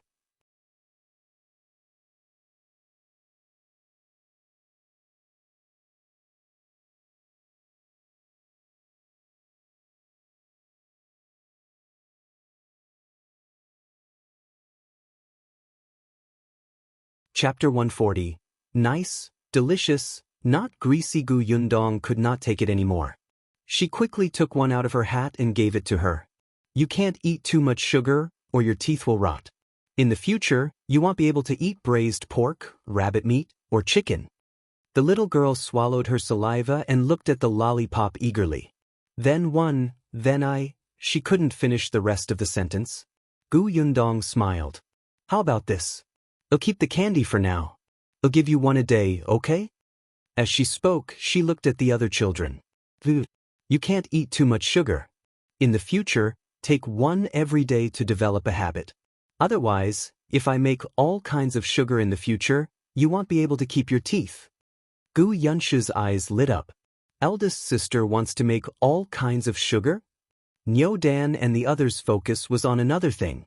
Can we eat candy every day? This was a very extravagant thing. Sugar was very precious. Dan family rarely bought it. Even if they did, they could only eat it during the New Year and festival. It was usually hidden well. Yundong nodded. I just made this candy. Try it and see if it tastes good. They'll try another type of candy tomorrow. Only then did the children start to carefully eat the beautiful and cute lollipop in front of them. Yundong had made several molds before. They were all simple ones. Some were square, some were round, some were heart-shaped, and some were pentagrams. There were almost all of them, and they looked very likable. In fact, if she really started, she could even make models of various small animals. Yes, it's delicious. It's sweet and fragrant. It tastes like pears. Yunshu was the first to speak. His eyes were shining. Dan also nodded vigorously. Previously, he had licked it for the first time and didn't think about it carefully. This time, after eating it, he was so excited that his body was trembling. Sister Yundong, did you really make this? It's even better than what I used to eat. This isn't greasy at all, and it doesn't stick to my teeth. Zheng Yu also said, Sister Yundong, if we sell this, it will definitely be sold out in an instant. This was what Yundong wanted. Do you all think so? It's good-looking, delicious, and not greasy. Zheng Jia was the oldest among the children. Zheng Hu, who had always been taken care of next door, was also quiet. It was rare for him to express his opinion. As for the two youngest and oldest, Zhenglu, Yunke, and Madame Yang, they could not be bothered to speak. They ate happily. Yundong was in a good mood. She took out a few more lollipops and handed them to Yunshu. Take them to the next room for your Uncle Zheng and Brother Shao. Then she gave one to Madame Dong and ate the other. Yunke looked on helplessly as she ate.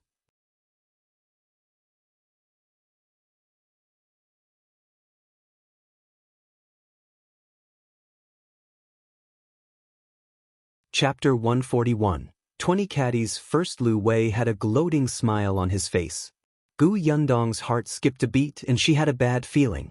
Sure enough, as soon as she stepped forward, she heard his sly voice. One have bad news for you. Do you want to hear it? Yundong clenched her fists. Could she go up and beat him up? Before she could answer, Liu Wei couldn't help but say, half an hour ago, a servant from the Qin family came over and said that Brother Qin and his wife had gone out and would only be back in a few days.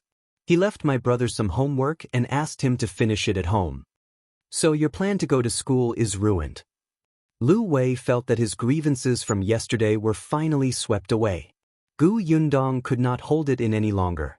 She stepped on his foot and turned to leave. Ouch! Liu Wei cried so loudly that even Liu An couldn't bear to look at him.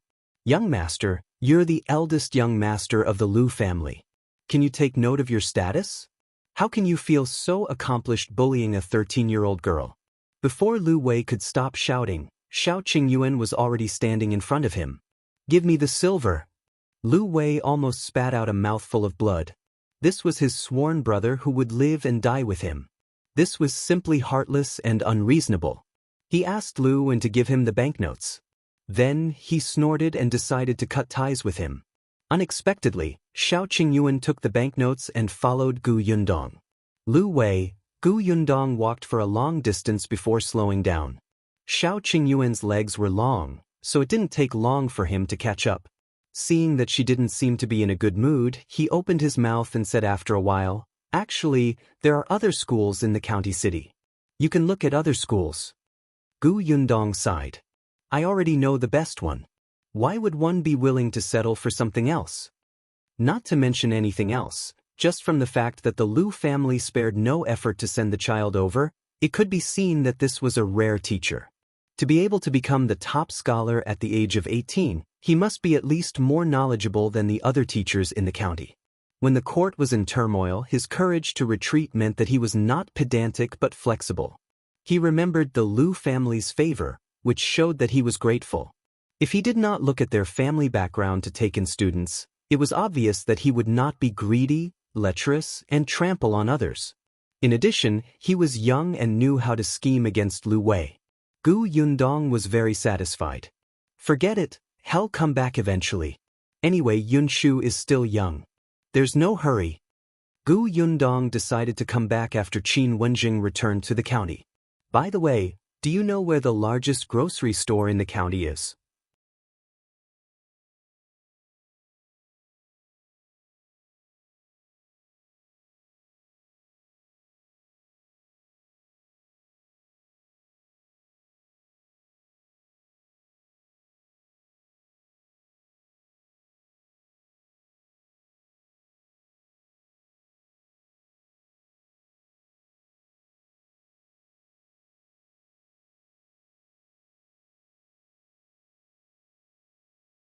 Chapter 144. House-constructed Gu Yundong could not understand their attitude, but she still tried her best to be friendly and tell them about his plan to buy his sugarcane.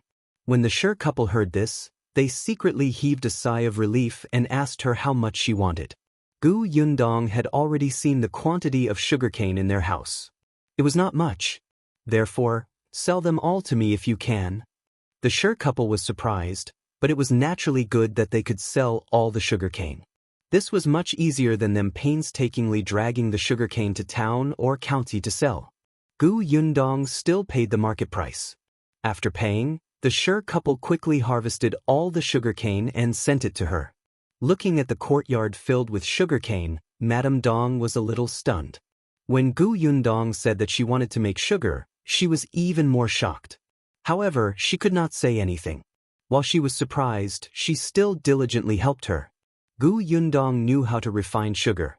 During her internship in university, she had competed for the position of a television host's assistant with her ability. The host was in charge of the program to search for some heritage skills that were about to disappear. Gu Yundong worked hard by her side. The host found it tiring and Gu Yundong had helped her with her homework. Among them was the method of making sugar. She had personally made it with the craftsman and would ask questions if she didn't understand. Unfortunately, she had only tried it twice at most and wasn't considered familiar with it. Back then, she would record these steps in her notebook. Unfortunately, after the apocalypse, she did not have the time to bring that notebook out. However, she still remembered the general method. The problem now was to experiment. She had to get familiar with the process and perfect it bit by bit. She knew that people nowadays would add a kind of tree ash to refine the white sugar in the process of making sugar, but the kind given by the shopkeeper was definitely not refined like this. Perhaps the white sugar refined after adding tree ash could only be seen in those rich families. Gu Yundong had learned the yellow water method of making sugar. She knew that this was a method that appeared during the Ming dynasty. This world was different from the history she had learned before. This should not be considered changing history. This method was to simmer the sugarcane after squeezing the juice. First, they would make black sugar according to the conventional method. Then, they would put the black sugar into a tile funnel to form a lump. Then, they would pour the yellow mud water into the funnel to produce a reaction. Then, they would obtain white sugar. Gu Yundong brought everything she needed to the Zheng family's backyard.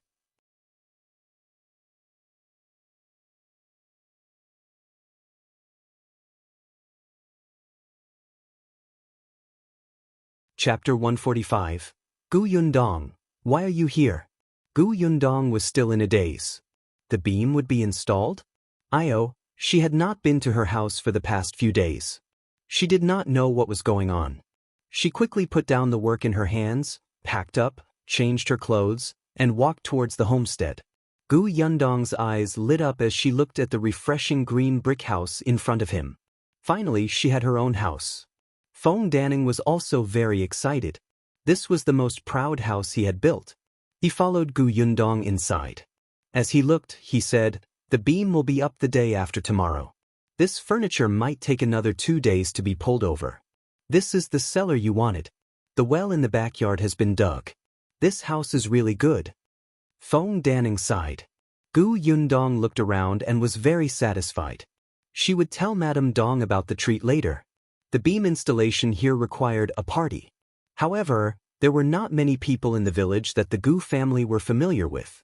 It was impossible for her to treat the entire village to a banquet. After some rough calculations, she realized that Shao Qingyuan, the Zheng family, the village chief's family, the Feng family, and the sixth great-grandfather were on good terms with her. There were also the workers who helped build the house. There were also 2 or 3 tables with their families. Yes, there was also the Shi family. Liu Wei would also be invited. Oh yes, there were also Gu Yunshu and Gu Yong's playmates. These 2 little fellows actually had friends, although there were only 2 or 3 of them. After drawing up the name list, Gu Yundong began to prepare. There were many things that she did not know. It was Madame Dong who told her what to buy and how to prepare steamed buns and peanuts. Madame Zhou and her daughter-in-law, Madame Song, also came over. Feng Daning's wife also said that she would help cook on the day of celebration. Gu Yundong was very grateful to them and was generous. On the day when the sun rose, Gu Yundong was woken up by Madame Dong. She brought Madame Yang and the other 2 to the entrance of her house and saw more than half of the villagers gathered there. Madame Zhou came over to call her. Yundong, quick, firecrackers are going off. Gu Yundong asked Gu Yunshu to light the firecrackers. The moment the firecrackers sounded, Feng Daning and the others also shouted, "The beam is up." Gu Yundong threw out all the peanuts, cinnamon, and round steamed buns in her hand, mixed with copper coins. All the men, women, old, and young present pounced over excitedly to snatch it. Those who managed to snatch the copper coins were screaming and shouting. Gu Yunshu and Gu Yunke were completely awake and were playing with each other. After the beam was up and the crowd dispersed, it was time to prepare the food. Madame Dong, Madame Zhou, and the others began to cut the vegetables and meat. They looked at the vegetables that Gu Yundong had bought and smiled. Later on, guests arrived one after another. There were also uninvited guests from the village. As long as they were not here to cause trouble, Gu Yundong would let them in, including Madame Fang and her daughter.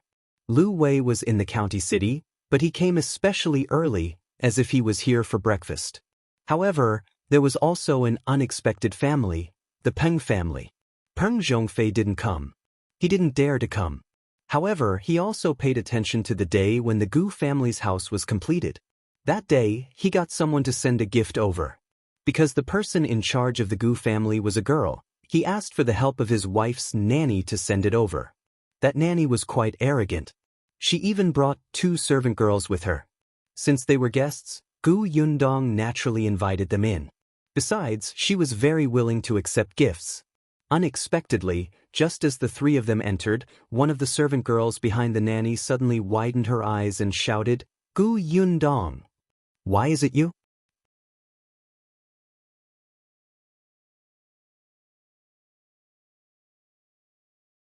Chapter 146. Gu Xian'er's request. The voice was almost shrill.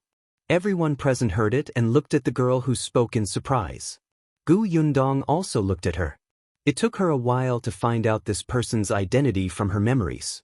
Oh, it was Gu Xian'er, second Uncle Gu Da's daughter, the cousin who specialized in bullying them.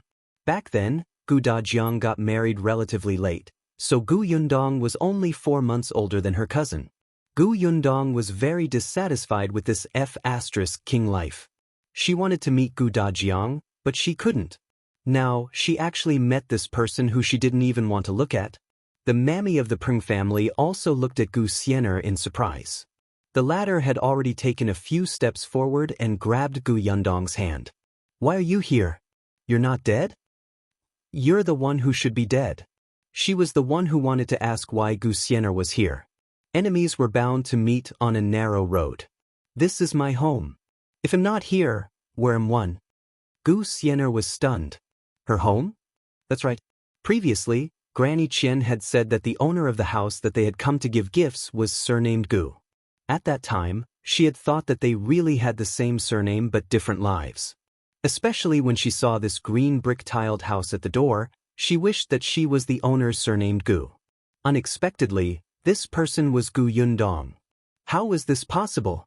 Gu Yundong looked around and realized that everyone was looking at them. She did not want to become a topic of discussion, especially today, which was a good day for her house to be completed. It was too unlucky to be destroyed by an unknown person. Hence, she glanced at Xian'er and said, "Follow me." Xian'er was full of questions, so she quickly followed her. Madame Zhou was also in the hall. Although she did not know what had happened, she was the village chief's wife after all. She quickly went forward to greet Nanny Qian and the others. "Everyone, take a seat. Let's eat some melon seeds and talk. There's brown sugar water here. It's very sweet. Don't be polite. Everyone, take a seat." Brown sugar water? This was good stuff. The Gu family was actually treating guests with this. Wasn't this too generous? Of course, these brown sugars were the products of Gu Yundong's experiments before she refined white sugar. Everyone's attention was immediately attracted by the brown sugar water. Only a few people looked at Gu Yundong. Gu Yundong brought her to a room inside. Along the way, Xian'er took in the scenery of the Gu family. Although the house had not been completely decorated, just by looking at the prototype that had been built, it was enough to imagine how blissful it would be to stay in such a home. At least, it was much better than the old Gu family in the past. Xian'er was overjoyed.